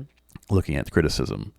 And I actually like reading criticism because it's more like it's like getting the extra features on a DVD or a Blu-ray. Yeah, no, I appreciate that too. And I quite often I do it more with movies, I find, than books. Mm. I don't know why that is. Maybe because movies don't give me as much as books do. But I will often, after watching a film, go research what people say about it. Well, not what people say, Um, but I'm talking about like extra things. I find that if oh I no, but I mean like yeah criticism of it, yeah criticism like yeah. positive or negative, but Mm-hmm. like what that's what I mean by what people are saying about it. I mean more like critics, what they're saying Oh, but about I it. was thinking more of like in especially in for my undergrad, you would read like through different lenses. I think that's what she was getting at too. Like Mm, in England, mm, and when you're in the grad study, you're okay. This you're reading the Great Gatsby through an economic lens. So you're reading someone's mm, dissertation about um, that through the lens of masculinity, the lens of economics, the lens of this. And I always thought that was interesting because you're looking at the story again, but incorporating those notions.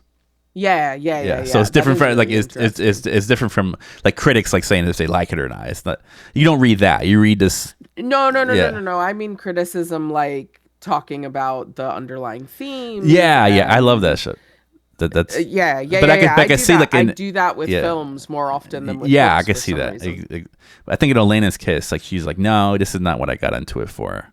Yeah. I just want to read. I just want to read. Yeah, so I can see that being something that really doesn't trigger her as being a positive thing.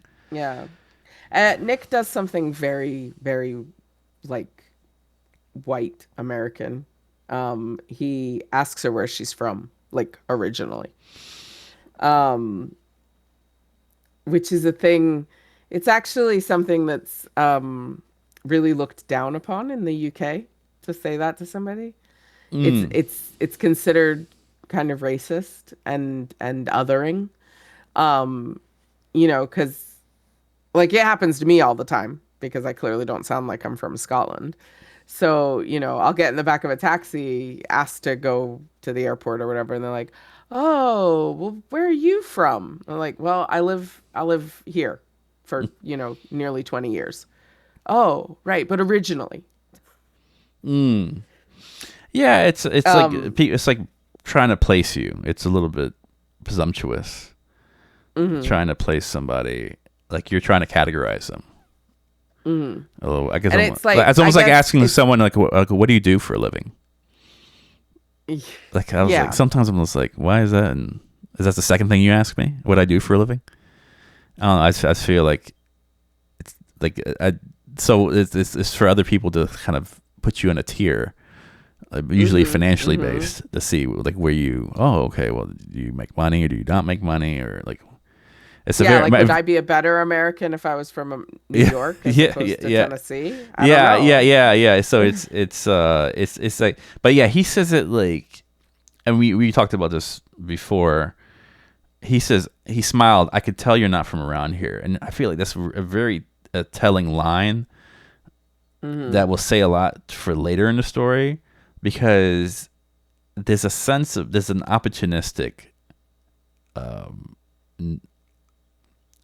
like a tone to that Yeah. he's like, oh, But it's more like I could tell you're not from around here, and I'm going to take use it for my advantage, kind of thing. And yeah. But it's also interesting because she doesn't play into it. When he asks where she's from, she says Vermont. yeah. She lies, but she's it's okay. Well, Let no, her. she is from Oh, Vermont. she's from. She I see. Oh, she just originally is from, she grew up in Vermont. That's where her family moved when they came over from Romania. mm-hmm. So, that to her, that may be even like her first good memory, like not good memories as in good, but like clear memories is in Vermont rather than Romania because Yeah, she yeah, was young when they moved. yeah. Um, and it's funny because to his credit, he doesn't press her further. He's just like, "Oh yeah, I have an Ethan Allen chair," like Oh my god. because that's It's like because saying Ethan like, Allen's "Oh, from you're from Vermont. Switzerland." Oh yeah, I have IKEA furniture.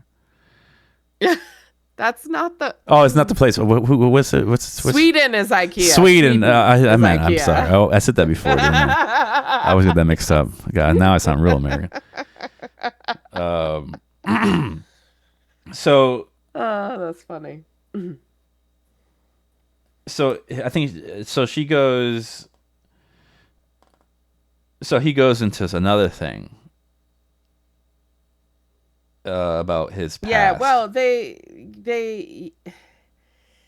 yeah, he talks about going to school and in the 60s.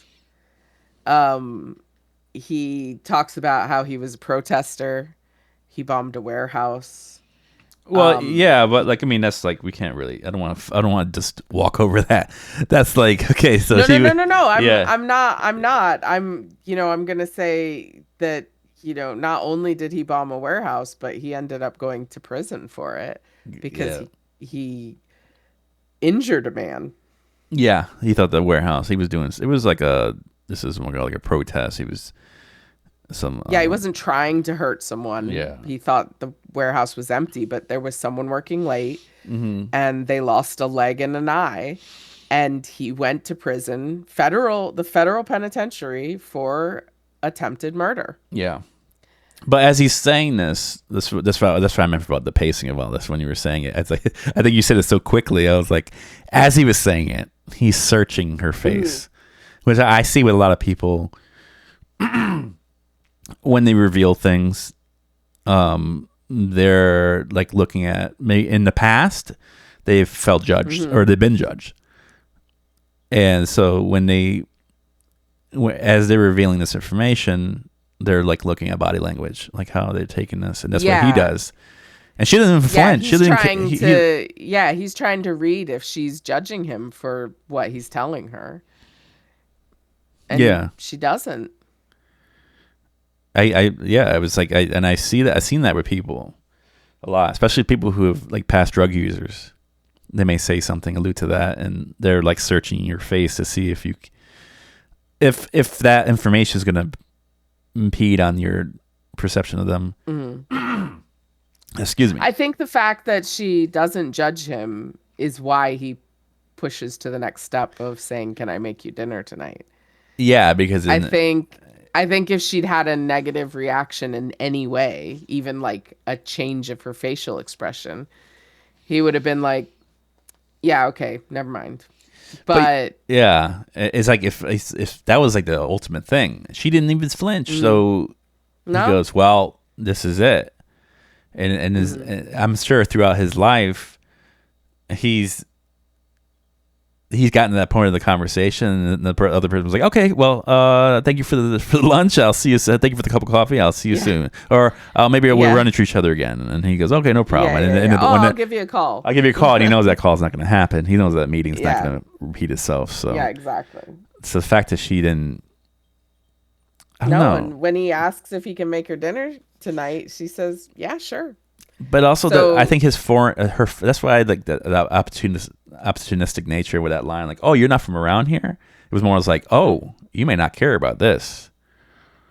Or that's true. Different you may cultures place not, different importance. or even more condescending, you may not understand this. Mm, So let me yeah. throw it on you, and I'll see if you'll do. And if you don't, then oh man. I maybe can see that more having read the whole story. I think when I was reading at this point, I didn't really see it that way. I Hmm. was just like, yeah, he likes her. She didn't judge him for that. He's pretty happy. But you're absolutely right. It could be, oh, she doesn't understand this, so I'm not going to get judged for this. Yeah, and sorry, excuse me, I'm sorry for my clearing my throat here, but No, that's okay.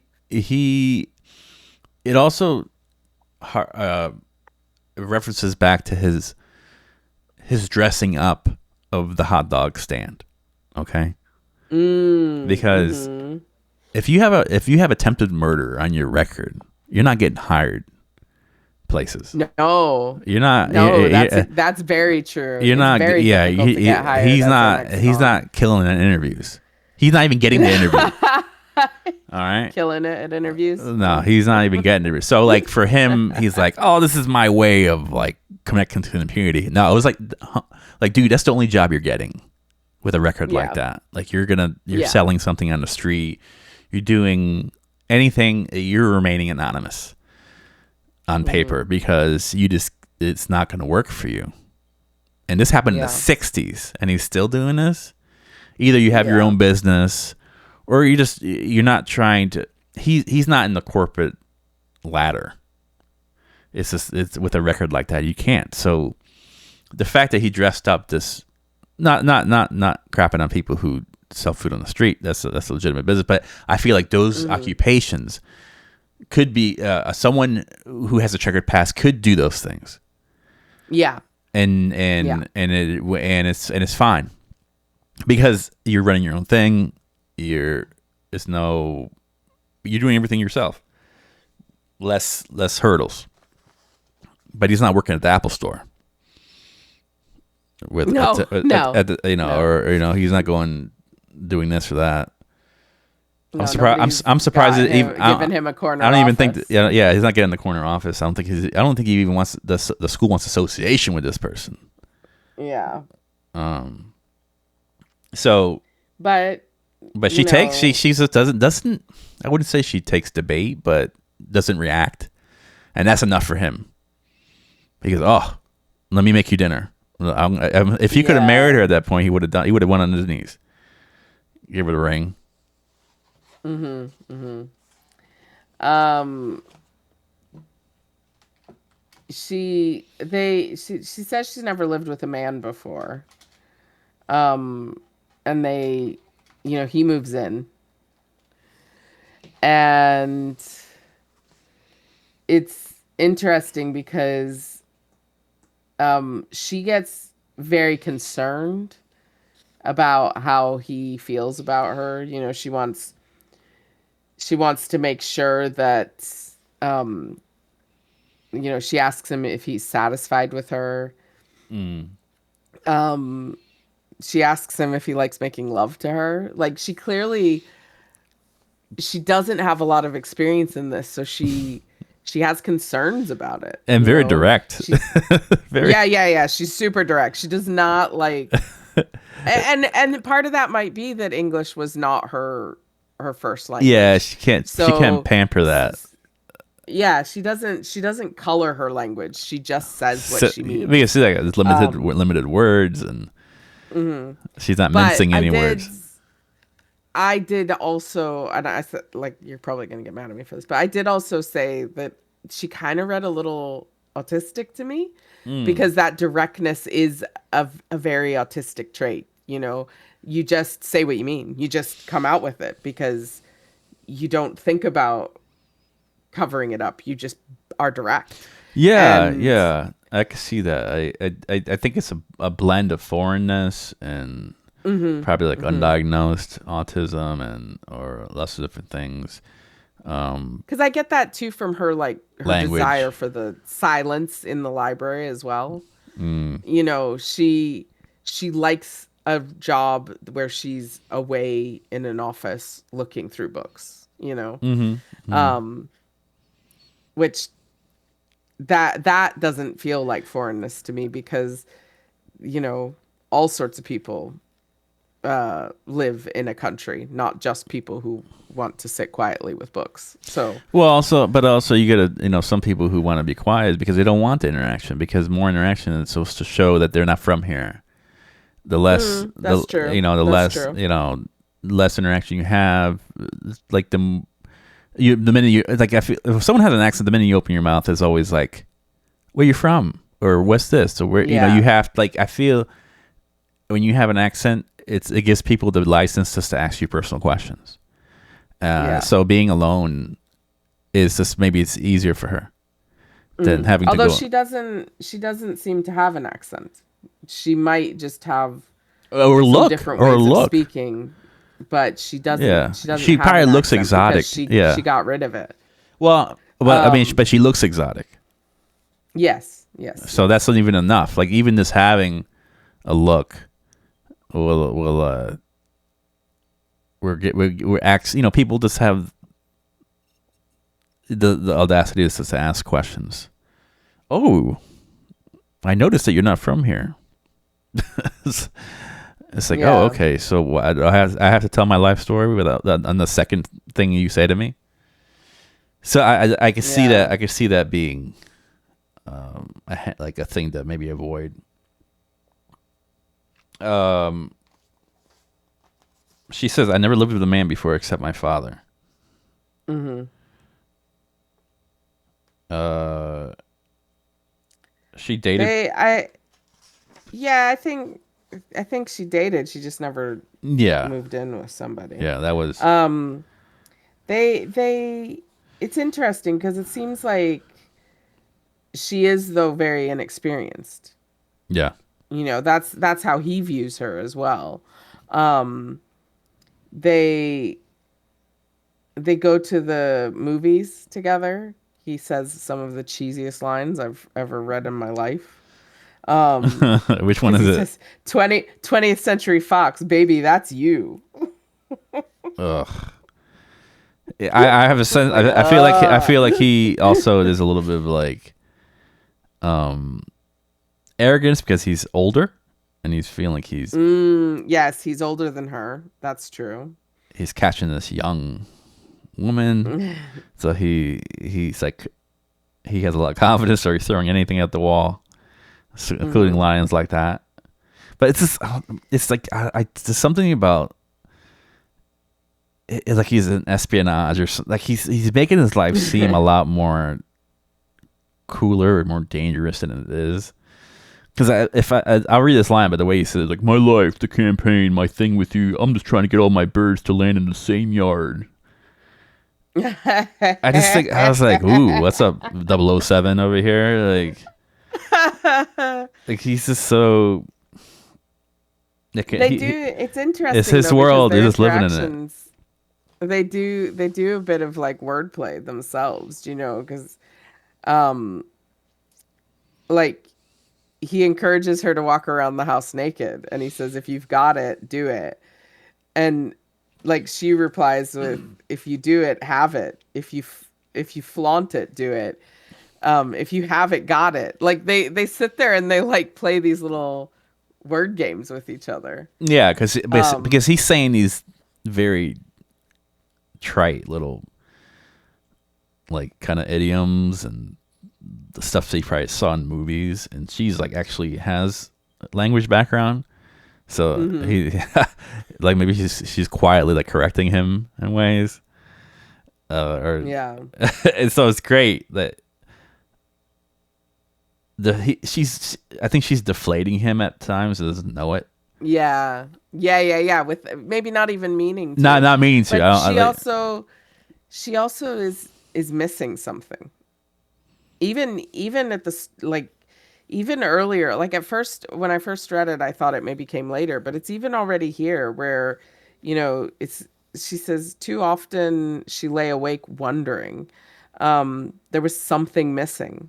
Something wasn't happening to her, or was it to him? Like she feels like something isn't right. Mm-hmm. Um, like she's not getting something from their physical interactions, from their intellectual interactions, and she starts to question it, but not enough to I leave. think she's noticed she's the for lack of a as I talk about idioms, like the smoke and mirrors of like his life. He's starting to see Mm. the film. Like you ever see like when someone tints Mm-hmm. their windows cheaply, and they have that Yeah, film. yeah. It's like And you he's like could see the you can edge see around it. the edge coming up. She's starting to see the edge coming up. She's like, oh, this is not a good tint job. Mm-hmm. Um, and like it's a good what precursor to what's to come.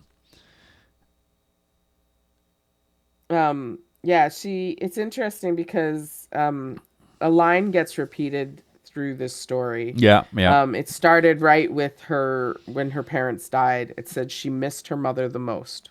yeah. And Um, it's always juxtaposed with some kind of event or something to yeah. do with like in this case something to do with um this confusion. Like how do I don't know I don't know enough about men or Mm-hmm. I guess cohabitation to know what to do next or what to look Mm-hmm. for. I if I it, maybe my mother would have provided this. It would have been someone I can talk to about Mm-hmm. these types of things. And she my mom's with my father. They're not alive anymore, but Mm-hmm. like my mom has it's like I'm dating a man and now she is married to a man, so she would Mm-hmm. know. It was like one of those things like I could just ask, Yeah. and her mom's not there, so it's like every time I feel like she is at a crossroads, she's looking for her mom, Yeah. which is a great, very poignant line. Yeah. Nick is he brings up that he has a campaign fundraiser. And he takes her to these fundraisers, but she really doesn't like to go. Mm, She liked him at first because they were quite exciting, glamorous. yeah, Yeah, people got dressed up. There was a lot of money being, you know, metaphorically thrown around. Um, and but she starts to kind of see through them. yeah, She starts to see the fakeness of the them. facade, yeah, Yeah, and she doesn't really want to go to them anymore.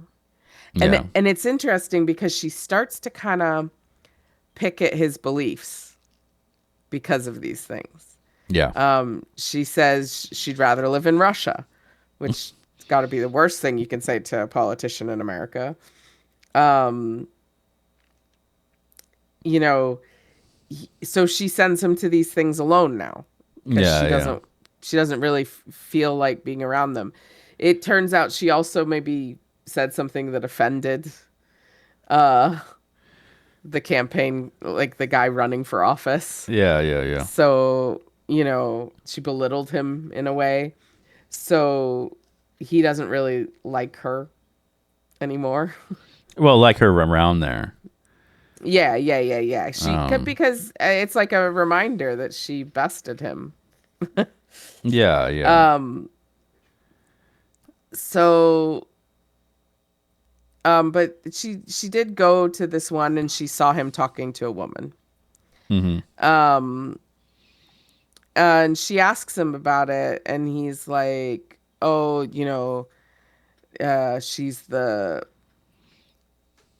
she's the head of the Bear Corners Neighborhood Association, and she's going to be an important person. They need her to endorse their campaign so that the community falls in line around her." Hmm. Um, so, he says, "As part of the democratic process, we got to get her on board." And she replies with, "I'd rather have a king and a queen." So again, she's like Do you kind of picking at do his you do beliefs. you feel that she's saying this passive aggressively and not even doesn't know it? I think she's starting to see this this I this very opportunistic exchanges, virtue signaling between all these people, and this like these like false interactions. Yeah, I It, think I don't know. I really struggle with this because it almost seems mean of her to do this. Um, but like, yeah. but is it actually kind of coming from a place of hurt because she feels like he chooses all of this over her, I just and think so she yeah. starts to pick at it? I think there's another side of it too where it's not as I was initially. I thought it was this her not like being upset with him, but not understanding the being like the notion of being passive aggressive, like but doing it, but not understanding that she's doing it. Mm-hmm. Is a big piece. Later in the story, she gets angry and this comes out of nowhere. Mm-hmm. But I also think as part of it, like comes from this being from outside the U.S., where it's like for her, it goes, damn, all this campaigning and all this stuff. Like, why can't it? Like, it's almost easier for her to live in a country where it doesn't have like rules are there, and it's yes or no, and there's not much. But I think that's because It's I don't easier for know, her the to way I read easier it, for her to I understand in a sense. Like yeah, it's but the way I read it is that she sees the campaign and all of that as the enemy to her relationship. oh, so she's like just that's the way she frames it. I see. Like she's like, I'm Yeah. losing this guy. I feel distance from this person, and it's maybe this campaign is the reason for all this. So Yeah, because I'm gonna the target is the campaign. I didn't know it was. yeah, because he gets fulfillment from it, Yeah, as not from shallow her. as it seems to her. Yeah. Yeah. Yeah.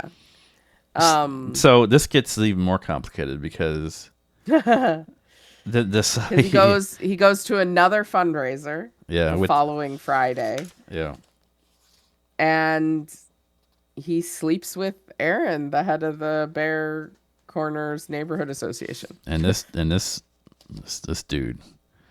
This dude, and he doesn't even try to hide it. What a He this kind is of it's like the such a condescending, belittling kind of excuse. I couldn't believe it. This is what makes this writer. yeah. This makes Lorrie Moore a juggernaut. She says, "Oh, it's a '60s thing." Yeah. that was his. That He was says that.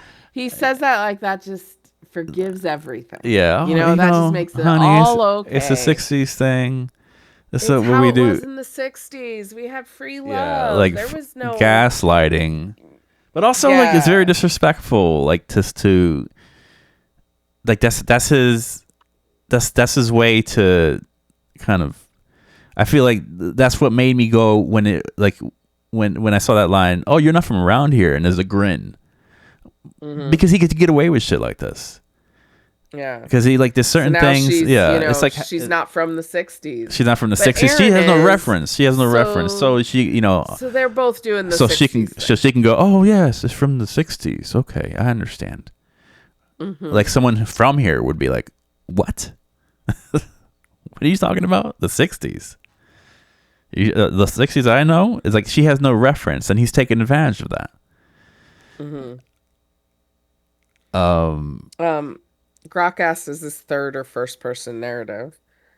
Um, I think it's third I think it's person. third person. Yeah, yeah, because Because it says, Elena repeated. It doesn't say I repeated. yeah, yeah. So, But yeah, like this.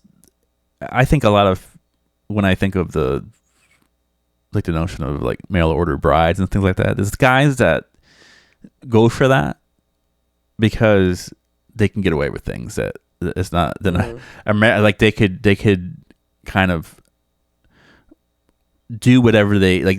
Nothing is they pretty much build a template of how they think of marriage should be, and because they lean on the fact that someone's not from here to mm, and they feel like if the more you know about the stuff from here, the more of a bad match you mm-hmm, are. The less you know, the better.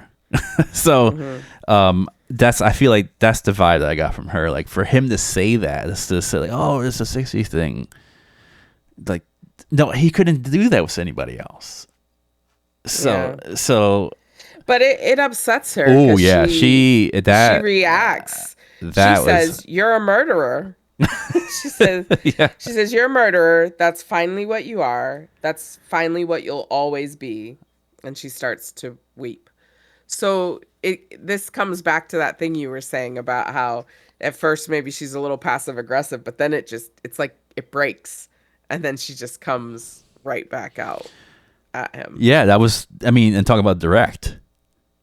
Mm, And it says a lot with her like her realization coming through where okay she it didn't go over her head. It stuck out if she's saying oh that's her reaction like you're a murderer, even mm-hmm, though she even though she may have not shown it, and it was wrong of him to assume that she didn't care. She did care. It did stick with mm-hmm, her, and I'm sure like his behavior and his lying or his gaslighting went along with yeah you would do something like that in the '60s and like you would mm-hmm, murder somebody and get yourself wrapped up in this horse shit because that's I can see that now mm-hmm, like mm-hmm. you have all the parts to do what you did and I'm like I'm sure she's even saying like you probably didn't even tell me the whole story and maybe that story is not even true. Yeah, yeah. Maybe Larry Sperry is Yeah. missing more than an eye and a leg. Yeah, exactly. And he maybe he's just building whatever he's doing whatever he can to build this narrative about himself Hmm. and it gets to a Oh, point. yeah, and Grok said it right there. He murdered her heart. Yeah. That's Yeah. what her real reaction is to right there. Is Yeah. that this has hurt her, and Yeah. that's where her calling him a murderer comes from. But But she yeah. it's also interesting, and I totally get this because this kind of happened to me. But in that moment, Nick is the person that hurt her, but Nick is also the person she seeks comfort from. Yeah. So she's outside of herself or like in this little spot Hmm. where she hates the person or she's really despises the person, but that's the only person there Yeah, aside from her father who's not there anymore or any other yeah, male influence. yeah. Nick starts to try and like make amends. He buys her a ring. Yeah. He tries to look after her a bit. She starts kind of picking at him in different ways. Yeah, now Um, it's this resentment, like a straight up yeah. resentment. Um, Um, I love this. If I'm on my version of 69, but um, I love this. The author says his car was always parked on the outside of the driveway, and hers was always in first, close, blocked in, as if to indicate who most belonged to the community, to the world, and who most belonged tucked in away from it in a house. hmm, Perhaps in bed, perhaps asleep. Like she feels like yeah. okay, he's all rubbing elbows, thinking he's important. He's not. He's just a Hmm. bunch of hacks in this thing. That are like, and she feels like he has more and more like he's put her like he's hiding her away, and she doesn't feel a Yeah. part of things, and he's doing whatever he wants, and I just like the fact of like a car being like he has access to go on the road and she doesn't, so to speak. Hmm. I just thought it was a really cool analogy the author used. Yeah. Like she just that's her outlook of the world. Like she's just blocked in. Yeah. Yeah. Totally. Um, Um, I think but he also like he judges her as well. yeah. You need to You have more know, life. yeah, you need to have more life. Yeah, And it feels like every time he kind of picks at a bit of her, she lashes back out at him, and she's like, "How have you managed to get a suntan when there's so much rain? And why don't you have tan lines?" Like she keeps finding faults with him. yeah. I think Dr. Haas said the ring insulting. Yeah, like it's like I'll just it's almost like saying I got you this, and we won't have this argument ever. I'll just Yeah. I got you a mink coat, and This now totally makes up for the fact that I I, couldn't keep it in my pants. yeah. So it's just crazy. But then she starts to kind of she becomes scared of the rest of the world through this. Well, she You see like know? yeah, like that community, that little demographic that they're in. This very like opposite. I keep saying opportunistic because it just seems like all these interactions that he's having is to get something, either get money Mhm. or do Mhm. this, and there's just a bunch of con artists, and especially not I'm saying all communities are like this, but in this thing is a lot of virtue signaling, a lot of virtue shaming.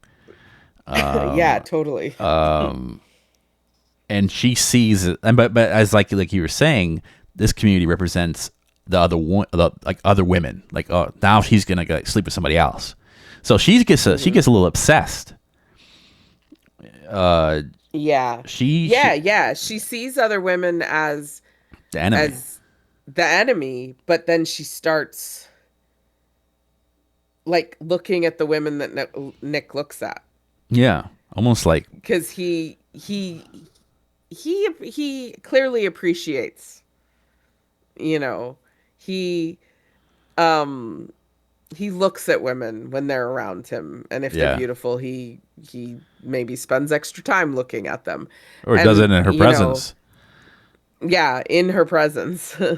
And she starts to notice this, and she starts following his gaze, and she becomes like interested in these women.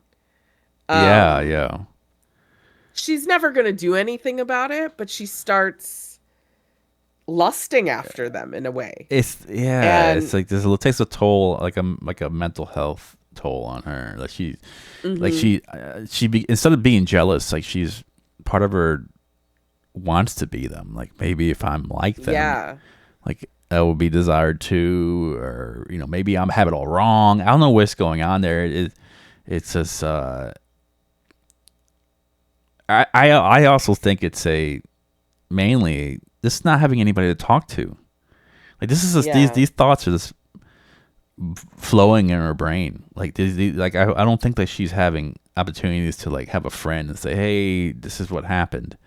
Oh, Yeah. she? I don't think she even has that. It's not in her make to go up to someone or have a relationship to say, hey, were you ever cheated on before? Like ask a friend. Yeah, yeah, So yeah. she like all these.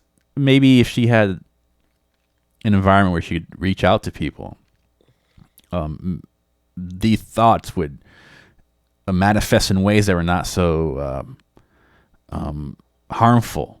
But because it's her over and over again, probably meditating on this information over and over, it becomes something else entirely. Like where she actually likes these women too, and Yeah. But it's interesting because she likes them, but she's still seeing it as her doing it through him, she you I know? like the line. She lusted after them, but also wanted to beat them up, Yeah. which is Yeah. I don't I kind of I could see that, some like you like, oh, she's so pretty, but I hate her. Hmm. Like I But understand it's why, interesting because she or calls he's so herself, pretty, or he's so yeah, yeah. attractive, but I want to be this person, but also I hate them. But then it causes her to see herself as a rapist, and that's just Yeah, crazy to me. I think it's But like but also like it's like we talk about direct ways of saying things. mhm. That's like no, like siphon it Like down to she feels wrong for for feeling lusting that. after them, for having these feelings, and Well, so what is lust and then violence is rape. So yeah, in her yeah, yeah. mind, No, that's absolutely true. she's put She feels both of those things, and she's so like she's put them she put together. them together and she's like, oh my god, I'm a like the first, like I feel like rapist is first and the possessed is second. Like, it was like if Yeah. anybody else read that, um, if maybe like English is your first language, and you see the Hmm. in like imagine her like in a diction, like looking at the dictionary. She's like, I feel this. This is lust. I have it at that. Hmm. I want to beat them up or sexually and all that. I have that.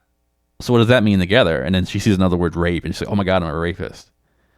So Hmm. Hmm. Hmm. it's I just think that her not being aware so much, or just and her limited, maybe her limited view on what words maybe, I get that, like it's like I Hmm. because my wife is Philippines, like a lot of thing when you translate from Tagalog to English are sometimes really rough.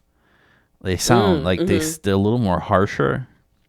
Yeah. Or like when or like a Tagalog thing is translated to English, it sounds rough. Yeah. It sounds really harsh. So I don't know, like I could see her coming to that conclusion, like, oh, these two things together mean this.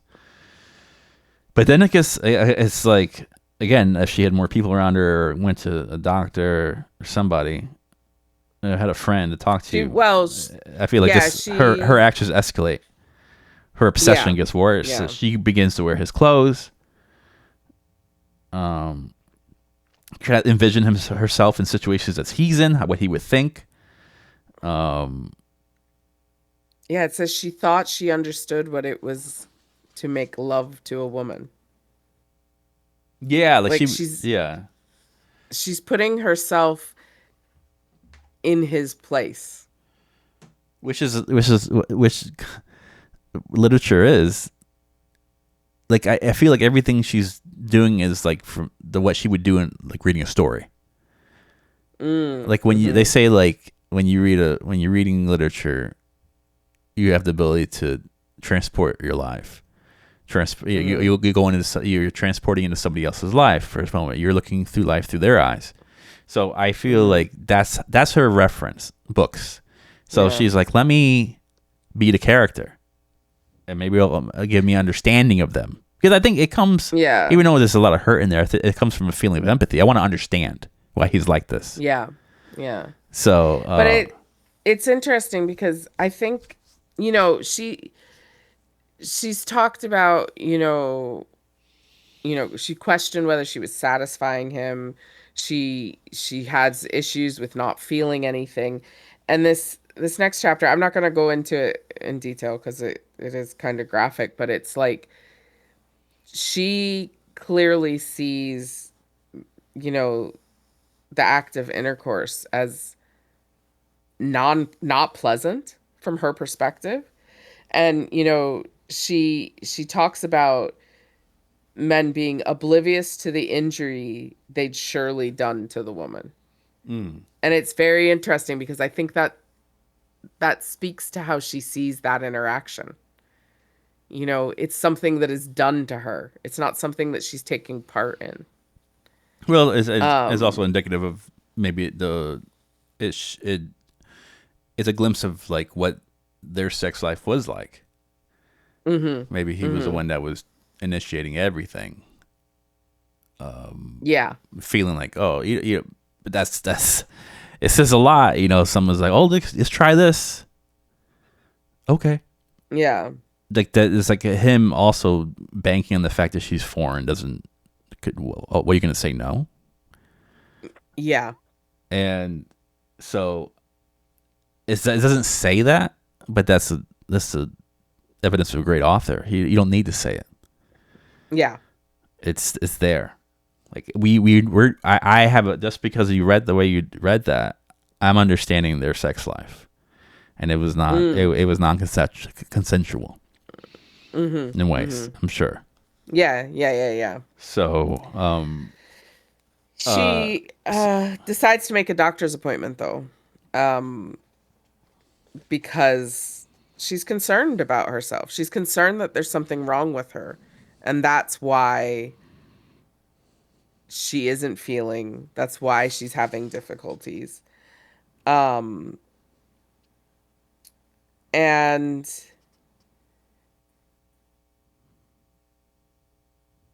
she um she tells him about it. She says that, you know, she made an appointment to find out what's wrong with her. yeah. Um and you know, he just takes that as an opportunity to like have sex with her. I'm like, the what? Yeah. It's like, but again, it's like another. You're getting a glimpse of like his behavior. I mean, but am I surprised by that? No, because I feel like at the he's a con. I think he's a manipulating person. So Mhm. it just goes along with their social interactions outside of that sex life. The way he is, like, oh, you're not surprised by that? Oh, okay, well, I could do this now. Oh, you're not from here. Good. So I may be able to take money from you. You may not know it. This Mhm. let's have a shared bank account. This is what all people do. Yeah, yeah, yeah, Like yeah. it's like him Yeah. like just to insert like how much stuff can I get away with? Mhm. I just think that's his whole mo. Yeah. But But they do she's get understanding. She's starting to. I mean, she's yeah. always really, and I like that she has these really scathing lines. I don't know if we Mhm. passed it yet, but it was like, what about is that the recycling thing afterwards? Oh, oh, I don't know because where we're at is that they get interrupted. Mm, Uh, she looks up and she sees something and she's like, "What was that?" And it turns out it's a bat. There's a bat in the house. Um, mm, and he asks her if she has a tennis racket, which she does happen to have, even though she hasn't really played tennis much. And he he goes after the bat with the mm. tennis racket and he kills it. And she doesn't like that. And he says to her, "Well, what did you want me to do?" And she says, "I don't know, capture it and rough it up a little." And I was like, rough it Yeah, up a like put it little? against the wall. Hey, Yeah, Laurel, like, like a mobster. yeah. Um, Get over here, but copper. yeah, what do you think you're doing? Yeah, and then, you know, they deal with this bat and she's like she looks at it because she wants to kind of figure out what sort of bat it is, but it's been bludgeoned to death by this racket, so she can't look at it anymore. And then he says that he had lunch with Erin, the woman he, you know, slept with. Yeah. And, you know, it's like it hits her again. You know, why are you having lunch with her? And he's like, well, you know, I have to for the whole campaign thing. She's important to it. Um, She's still But yeah, that's where. head of the neighborhood association. He needs I need to endorsement. Oh, God, this just seems like Hmm. some excuses. And she says, "I cut you some slack. I cut you whole forests of slack.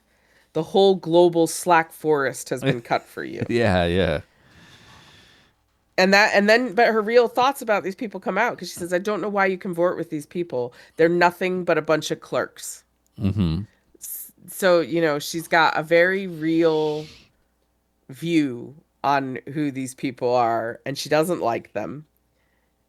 And Then he does this he, thing. Yeah, the this is the first big example of the virtue bullying, which I never knew was a yes. term until maybe about 6 months ago, Mm-hmm. and because I've had situations happen to me.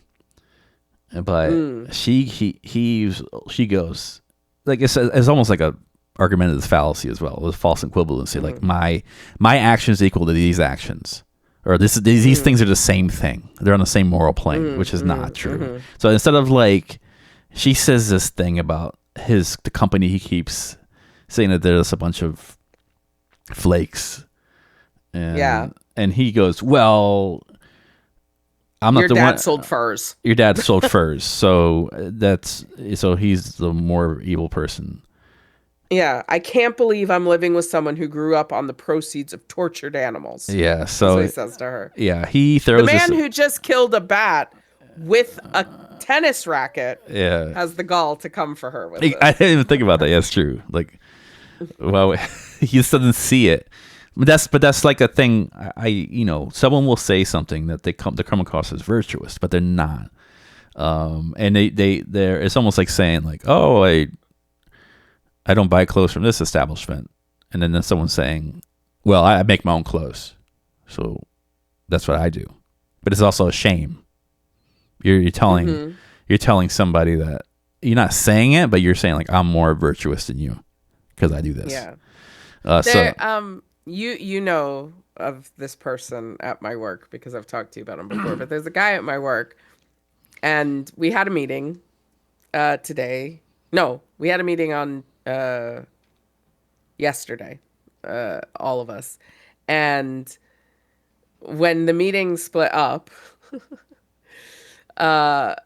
three of us from the meeting went to the lift. His elevator. name is Leo. The elevator. Yes, his name is Leo, Taddy, but it doesn't matter. But We three of don't us we went don't want to to the reveal lift. too much about work stuff here.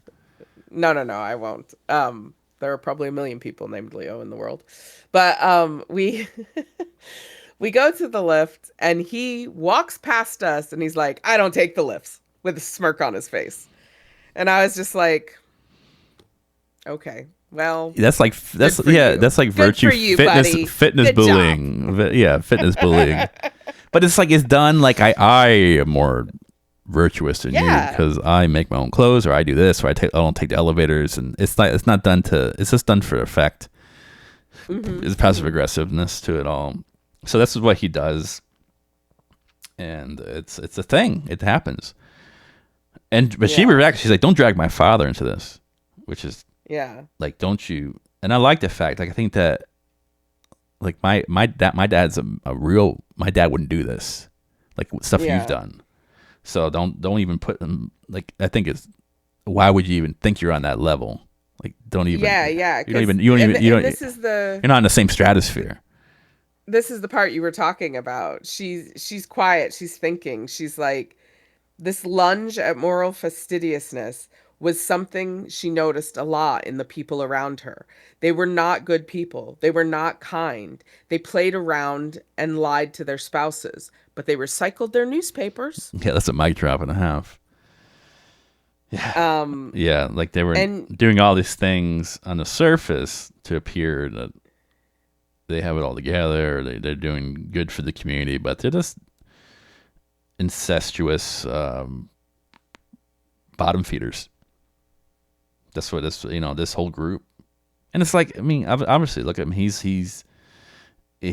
mean, look at the kind of the behavior he's green lighting, and also trying to use mhm, as an excuse, like mhm. and gaslighting her. Yeah. So anyways, And I he feel and he like says, he needs his free expression, and he's like, I've already lived in a cage. I don't need to live in another one. And she lashes back. She's like, you and your free expression, you can't even listen to me for 2 minutes. Um, and he's like, listen to you what? And she's like, explain about how these people are awful. And he's like, oh, so they don't read enough books. Like, it's just yeah, he he just just doesn't get it. This is it's no, he just well he's belittles a her. well He yeah belittles her opinion and acts like it means nothing. yeah When she has a legitimate reason to dislike these people, apart from the fact that he slept with one of them when he's in a relationship with her. She also sees their fakeness, that they're doing things just for which show. yeah but which is And like I think that if surprise in a way like the way he's reacting like he's first of all he's name calling or he's just saying mhm, these he's making fun of her because that's what people who don't have high intellect do. The first response is to like to call him a mhm, name or something. But I mean, it also surprises him, I'm sure, because in his mind, he's like he's like a colonialist or something. Like he mm, says, I took this woman from the wild, and she's with me, and she's I shelter her from these other things, and I can do whatever I want. And then, but she is very intelligent. She's been reading her mhm, whole life. She's probably seen a million characters like Nick in books. mhm, mhm, So it's like, you know, by I think he underestimates how much, and then that's the reason the way like that he's acting like a little kid. So that's when it really drove home with him. Like he's reacting. He's being attacked. Um, and so he's reacting like a little kid. But that's evidence to know that it's probably true. Like he knows these people are garbage. yeah, yeah. He's reacting so um upset about it because he realizes she's right. Yeah, yeah, and yeah. So that's She's it. calling him out, and he thought he was pulling the wool over her eyes. Yep, yep, yep, yep. So it was just. I think at that point she checks out, right? Yeah, she's like, I don't get it. And he's like, it's the American way. And she's like, I hate America. Yeah, I mean, it's like and it sucks because I don't think she really means that. I just think like it's No. her. I think her. This is her entrance into this world. Like, imagine that you meet a guy or meet somebody, and then they're involved in this whole thing, and then you start to see the smoke and the mirrors, Hmm. and then you. It's like you make a generalization. I don't think she hates Hmm. America. I think there's other things in America that she likes. She likes being in her community, in her library, in her community, and all that stuff. But I think Hmm. like at that point, at that moment, she just lashes out, and it's the biggest thing. It's like she just paints a brush, a wide brush over everything, which is America. Hmm. That's like me saying like I'm getting mad at things. That I go, fucking Florida. And like I just Yeah. say that, but I don't. I mean, there's other parts of Florida I love, So, but maybe when someone feels most hurt, you just lash out on the biggest thing around you. It's easier to. It's a bigger target, so to speak, and plus, Yeah. and I think at the end of the day, I, at the core of it, she feels like an outsider. Like she's like, how do I yeah. let myself get involved in this? How did I Hmm. even allow myself to become emotionally available to this bat? Like I think Dr. High even said, like this the bat has some symbolism too. Yeah. He's a vampire. He's a sucker. He sucks culture out of people. He sucks influence out of people. He's a Hmm. he's an interloper. Uh, and maybe like he killed this bat because he doesn't think it's an animal. Hmm. Like what is it? Like other things are animals, and that's the like. Oh, so you want to save the cute ones only, right? Save the ones that Yeah. because saving bats won't like get you that dinner at this country club or this campaign event, but saving like the dolphins will. So we gotta save the Yeah. dolphins. So it's just a lot of hypocrisy all around. Yeah. She clearly starts to disassociate at this point, and I like how she does it because she does it through words. While he's talking, she starts to think about these what she calls the Tom Swifties. She's like, "This hot dog's awful," she said frankly.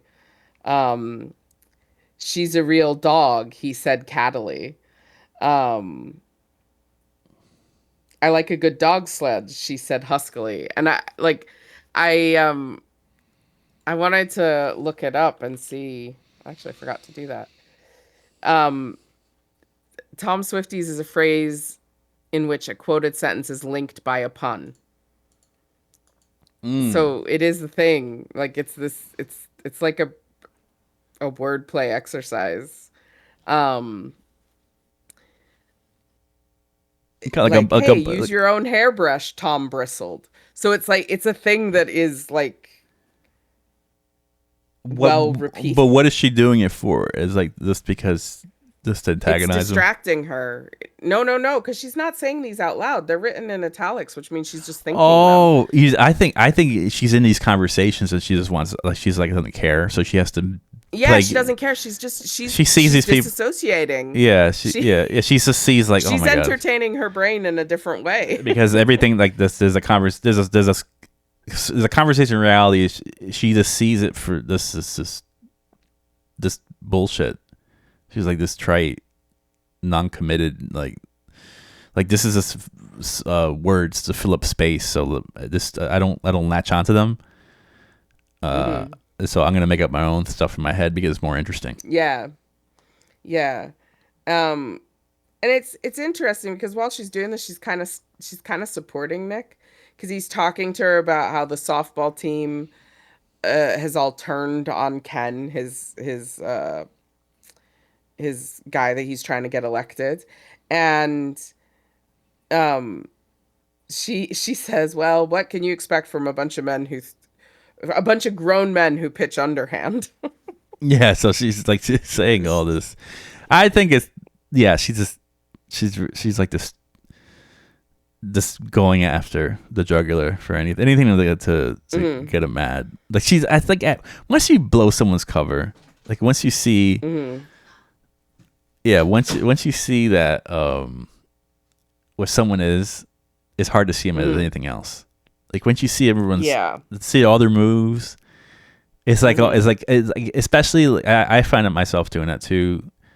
Like once you see people's go tos and like their real personality come out, I think you look for it at that point. And she's Yeah. as now she's looking for things like it's not healthy because they can't even if they're doing something nice. You're like you're you're like mining for the bullshit. You're mining for that hmm part of hmm themselves that you know that is there, and you're reading into things that they say. It could be, and it, like I feel like you have a bias at that point. hmm Like this person is just a loser, so I'm gonna siphon out all like even if they're saying something like non even related to that, I could siphon out the BS. I hmm mean, and that's a good sign. That's a probably a good point to know the point to get to when you say, okay, this is not good anymore. Like this, the relationship it has expired. Yeah. Yeah. If all she can do is kind of wait for him to prove her right about how he is, Mm-hmm. then they shouldn't be together anymore. Yeah. So she obviously she's in this relationship. She's past it. But Uh, she still wants to know what's wrong with her. She still yeah, believes there must be something wrong with her. yeah, So she does go to the hospital. yeah. And when Itchy and I were talking about this, I said that I found this next bit actually very traumatic to read because as a woman, I've had to have these sort of exams before, and it's really horrible actually. It's my least favorite thing probably. Mm. um so she goes to the hospital to she's going to get a gynecological exam, and the doctor says to her, "Hey, we're a teaching hospital. is it okay if I get some students in, some medical students in? And she's like, she can't really say no. He doesn't really give her that opportunity because he's like, we are a teaching hospital. And she's like, well, how many? And he's like, seven. Mm. And I was like, ugh. Like, I actually shuddered as I was reading this because essentially she's not having one gynecological exam, she's having seven in a row. Yeah. Yeah. And and nobody seems to have any kind of concern for her in this. Mm-hmm. Mm-hmm. It's just like, okay, step up, do the exam. Great, next. And Okay, uh, step and up, do the exam. and what is the repeated line that goes right? We talked about every moment where there's something She missed private. her mother the She missed most. her mother the most. She's just it's like I need my mom right now. Like it's like is this do you? I mean, if she had her mom, she was like, okay.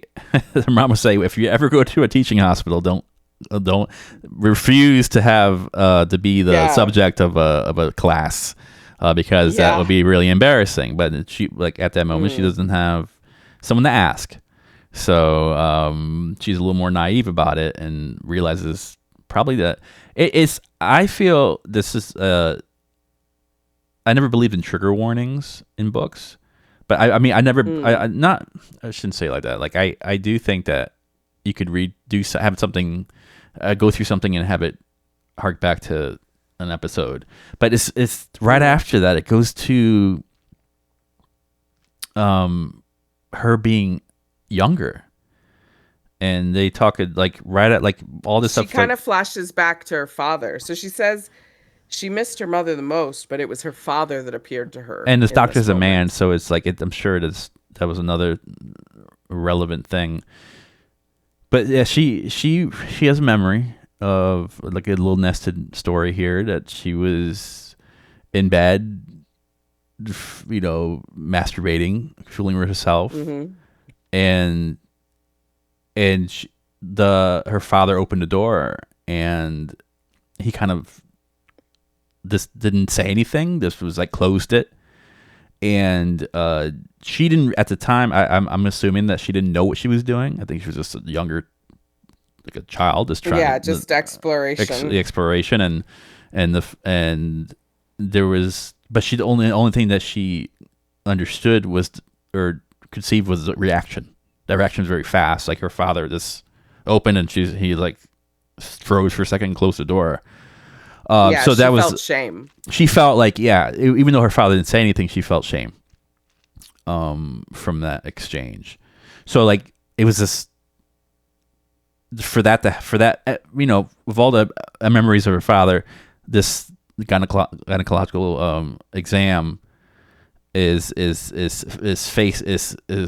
kind of together positioned with this memory of her father Hmm. because it's very private. This is, I'm sure it's this very formal. A doctor usually has like this formal presence. I'm thinking like her Hmm. father was a formal person, so it just Hmm. made sense for her to go there mentally. Yeah, she connected the two in that Yeah. moment. What I find really wild about this, though, is that, it says she staggered out through the hospital. She's clearly affected by this experience. And yet she drives back to the library. She sits at her desk. Everyone's already gone home, so she's there alone. Um, and she just like she felt like she says that she felt like a big handbag. She was leathery hollowness. Um, she just I so like viscerally felt how this must be for her to feel so Well, used up. also we skipped over the part where there was like she there's a student who is doing there's 7 people doing this exam. There's a student Hmm. and she goes um she says something to the effect like, Oh, he didn't do it yeah, correctly. we missed over that. Like Yeah, sorry. one He of the did one it. of the doctors, one of the understudies went in there and he's examining her, and she says out loud, he's Yeah, not he didn't do it he didn't right. do it right, because I think in her mind that she's associating this with the experience when she was younger, and the doctor kind of had the same reaction like her father did. Just like, okay, bye. Looking at the doctor's all right then, said the doctor, looking at Elena with concern and alarm. All right, you may all leave, she said to the students. So it's like you see how that memory is like the doctor and the father, like it's the same thing. It was, she said something wrong. She didn't mean to. She didn't know. She was like, she probably never had an exam like this before. So it's like she No, didn't know what to probably say not. in that situation. And it's like to her, it reminded her of the situation that she had in her bedroom when she was younger. So not only did, she recreated the memory in a different way. And she was shamed in both ways. So, I mean, Yeah, how do you think she feels at this point? yeah. She's But the doctor tells her she's perfectly normal, and I think that probably also shakes her a bit. She like, spent this whole time thinking there's something wrong with her, and then to find out there's nothing wrong with her. yeah, yeah, yeah, yeah. So there's no, like, I mean, at least she would have answers, but she doesn't have any answers. And that could make some people Yeah. feel more like a leper. Um, Um, she's at the end of the story. She's like sitting in her bed. She's thinking of her parents. mhm. Um, she Nick said, doesn't come home again. "Yeah, doesn't come home So, again." So this, like, so I'm sure this behavior is still going on. mhm. She has no explanation. She goes, does all this. She does this very personal, um, uh, kind of vulnerable type of exam, and nothing comes about. That's more embarrassment. Mhm. So it's um at this point, it's over her house in a lure of stars. She felt the bright heads of her mother and father searching for her, their eyes beaming down from the sky. She's like wants. She doesn't know anybody. There's nobody really that understands her other than her Mhm. parents. That Mhm. everybody else is just a foreigner. And then she's like, "Oh, there you are." They said, "Oh, there you are." So, and then they went away. She lay waiting, fist in her spine for the grace and fatigue that would come. Surely it must come. I've given so much to the world. So she's just lying in like this position of confusion, but hoping to have some kind of resolution. But some people may read the end of that and be like, "Well, what happens?" Well, we don't know. But No. she's like, she reinvented herself when her parents died. I think this is the next reinvention period. She's gonna have to say, "I'm Mhm. gonna start over again." I'm not Nell, but I'm not really Atlanta either. Mhm. So it's just when you have parents or that somebody that you could talk to, it makes those things easier. Like Yeah. you have certain people I know that they couldn't talk to their parents so easily about things. Or some people have the parents, but they don't have the availability. You could grow up in a religious household and you don't have the room to even mention things that involve sex or Yeah. love, or they don't have the moment. But in her case, it seemed that she had a good relationship with her parents. So they Yeah. seemed like people who were just that they gave her the emotional freedom to ask. Well, I don't know. Maybe not based on the father, maybe he was just. Maybe they would have talked about it, because she's like, if I Well, could. but maybe that's why it's I miss my mother the most. Yeah, yeah, yeah, yeah. There's not really much to Because mention with my father, but it was also the only time she no. mentions her father was like, "How dare you think that you're at this level of my dad, because you're not. You're not acting like a man right now. Yeah. You're just doing whatever you want. There's no commitment to you." Yeah. And yeah, you're right. I didn't think about that. Where it's just, I think maybe the mom would be the one that could Mhm. just give her a roadmap of some sort. Yeah.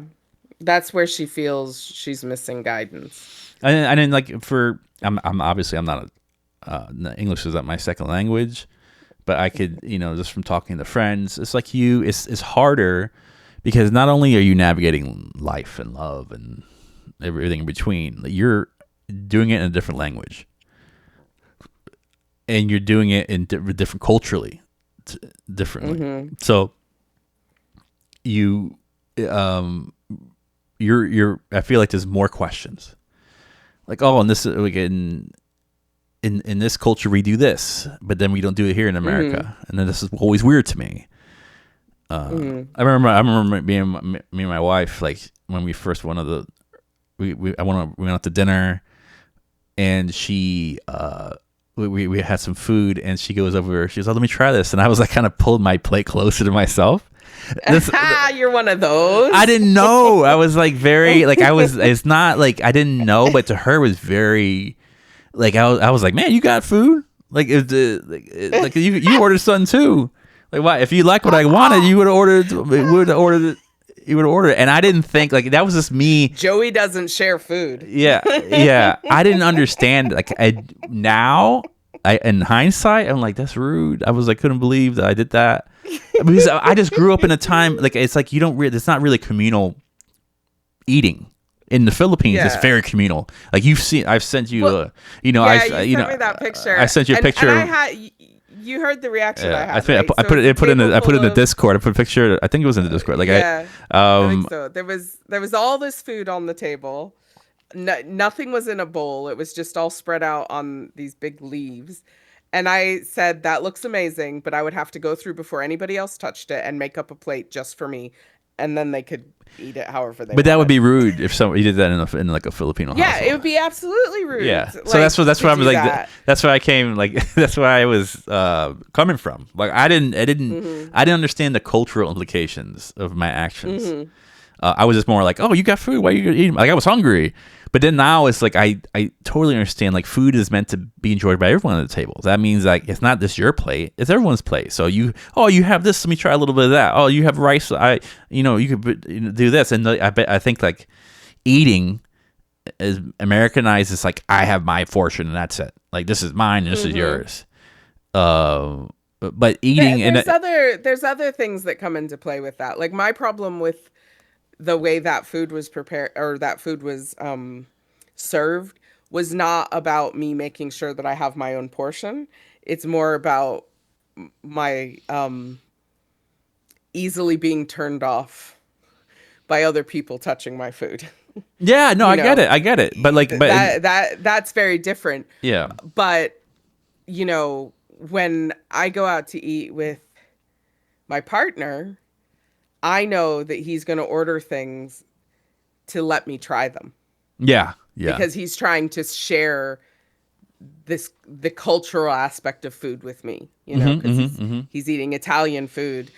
He wants me to try these things that I've never tried before because he loves them. He wants me to experience them. Very, very selfless, and then, like that's why. Yeah. Yeah, And so I've kind of forced myself to always think of it in terms of that we share the things we get. Yeah. And we actually now order with that in mind. yeah, yep, You know, yep. I think me too. But yeah, but as a kid, and especially I think some of it comes down to things that have happened to you because my dad always used to take food from me. Not in like a starving me sort of way, but like I remember I made this sandwich and I used like all of the last ingredients in the house. Like it was all like it was the last two slices of bread, is the last of the alfalfa sprouts, the last of, just the last of all these things. I made this sandwich. I was so excited to eat it. He said, "Oh, can I have a bite?" And I was very generous and I said, "Sure." And his bite was half the sandwich. Oh, jeez. And you're like, what? And I was like, that was mine. And he's like, "Oh, you can make another one." I was like, "No, that was all the last ingredients." Like I was furious. I was furious. I think I was like 16 at the time. I was so mad. But it wasn't about like not having generosity. I totally was letting him have a bite. It was just this like inconsiderate nature of just like taking my food from me. And I think that always is kind of was in the back of my head. So like I never wanted to share with people because I was like, what if they take too much? Yeah, but you see how that's there's a that goes against, like, that could be viewed differently culturally. Hmm. For Hmm. different people who are just all about the sharing. And I learned better. Yeah, I learned better. that's good. Yeah, I finally took 16 years. Um, but like in Elena's case, like, she's learning all these, like, she's learning the love language. She's learning how to how to have cohabitation. She's understanding what in sex life, how it means to be a partner, and she's doing it through a prism of her cultural attributes. Yeah. So she has to adjust somehow. Like, some things she's like, okay, well, this is something I want to take from my culture, but this is something I don't like from the American culture, but it's something I do like from the American culture. So, Yeah. uh, yeah, and so it's like, I think it creates more without having a person, especially to be in her temperament and personality. I don't think she's going out of her way to meet people to have these conversations. Um, Yeah. and it's probably But it probably is a little bit difficult because especially again, at least I know English, you know. It's a slightly different version of English, but at least I know English. So I never worried that I wouldn't manage, you mhm. know. If she comes into this world, you know, and she's got to learn a brand new language that is completely different from hers, you know, And all the she's not nuances of going to that. be as yeah, she's not as going to be as outgoing with other people, you know. My partner, when he comes to visit, his English is excellent, by the way, but he always thinks it's not that good. And when we go to like a bar with a group of my friends, he always feels, you Mm-hmm, know, mm-hmm, mm-hmm. like he's on the back foot, like he's trying to catch up. You know, he doesn't feel like he can Quick with it. interact as well. Yeah, that Yeah, he's not quick. his things And are he's a going over. very smart individual. He Yes. makes really funny jokes. He has really good timing, but he always feels slower in English. Yeah. So he struggles. Like I've invited him, you know, I play games with my friends sometimes online, games that he has. I've invited him to join us for those games. And he's like, no, that's okay. Just have fun with your friends because he's afraid of seeming like he's not with it when he's in that situation. Yeah, yeah, yep, yep, Um, yep, yep.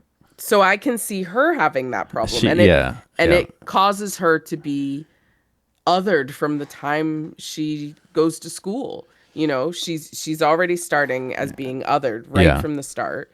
And so she never reaches out her whole, you know, life to people because she learned to keep herself separate. Yeah, but Um I think to end this on a different, not a different note, but I think, like, the silver lining of the story is, like, she mhm, understands at this point, she's a understands the concept of community, and there's different kinds of mhm, communities. And then there's a line here, mhm, I gotta find it, but she starts comparing.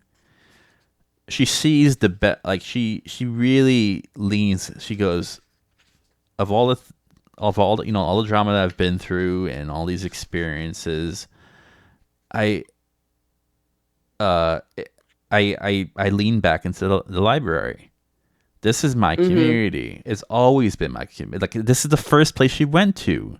This is when she knew mhm, limited English. She didn't know any English, practically, and she found solace there with the people there. She saw, like, she didn't find um these personalities there. Like, I'm not saying that they don't exist, but she associates the library with people who are authentic, who are to themselves, mhm, who are not really uh, latched onto societal mores, or it's latched onto um, just these different, this, like, virtue signaling, like, it was like this people who are just themselves, and they're like, they seem a little like, at the core of it, more comfortable with themselves.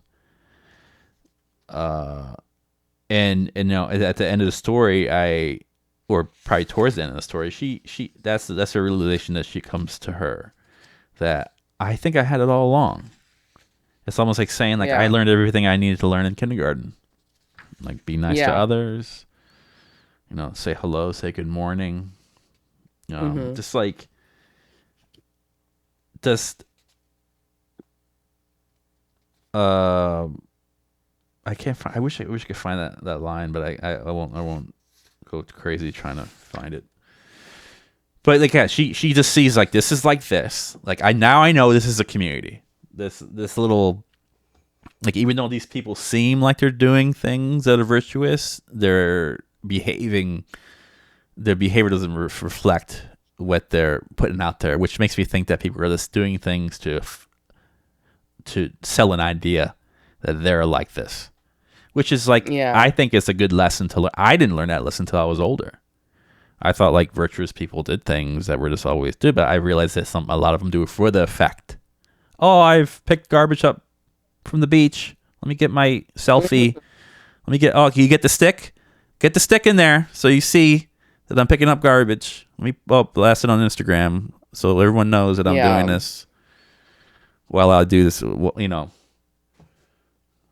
As I do something else that completely goes against that in my private life, or whatever. Yeah. So it's like it's a thing, and so I think it's kind of complicated. No, being an immigrant, like, knowing English or not knowing English, like, that's a hard thing to realize, that especially in the age of social media, people do things to appear a certain way. Their image, their what do they call that? Image If crafting. the image crafting, and she, like, so I do. Is she somehow slower, for not understanding that? No, I think people have a hard time understanding it now. Mm-hmm. So I think that she would have. I think that maybe she, at the time, she was like, I hate America, or I hate this, or I hate that. I think that I think people go through this regardless of being from here or not. She just it seemed Yeah. a lot more distant, a lot more foreign to her, for lack of a better word, like, Mm-hmm. because she's, like, No learning. pun. Yeah, like, she's learning the American ways, and now. But I'm sure, like, there's examples of that in her culture, in ways, and Yeah. maybe it would be, well, maybe she'll understand it more. But yeah, it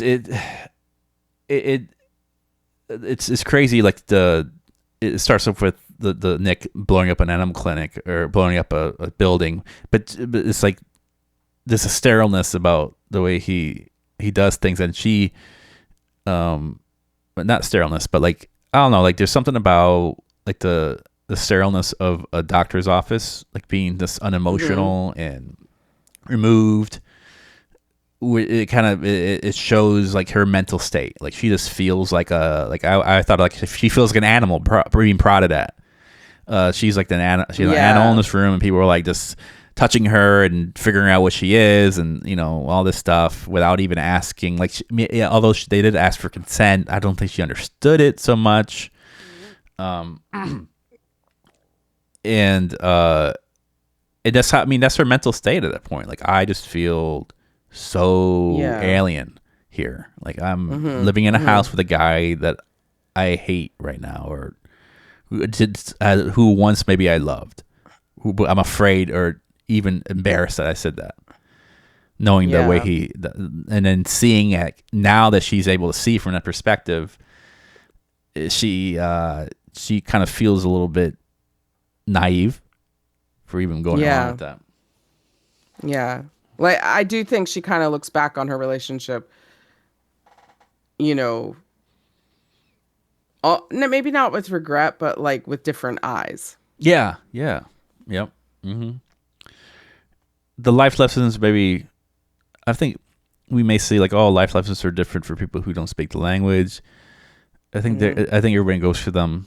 This just happened to be another one. I think it's a very complicated one. It wasn't like, she wasn't totally in the Yeah. dark, because she's very, very intelligent emotionally. I think she's emotionally intelligent more than we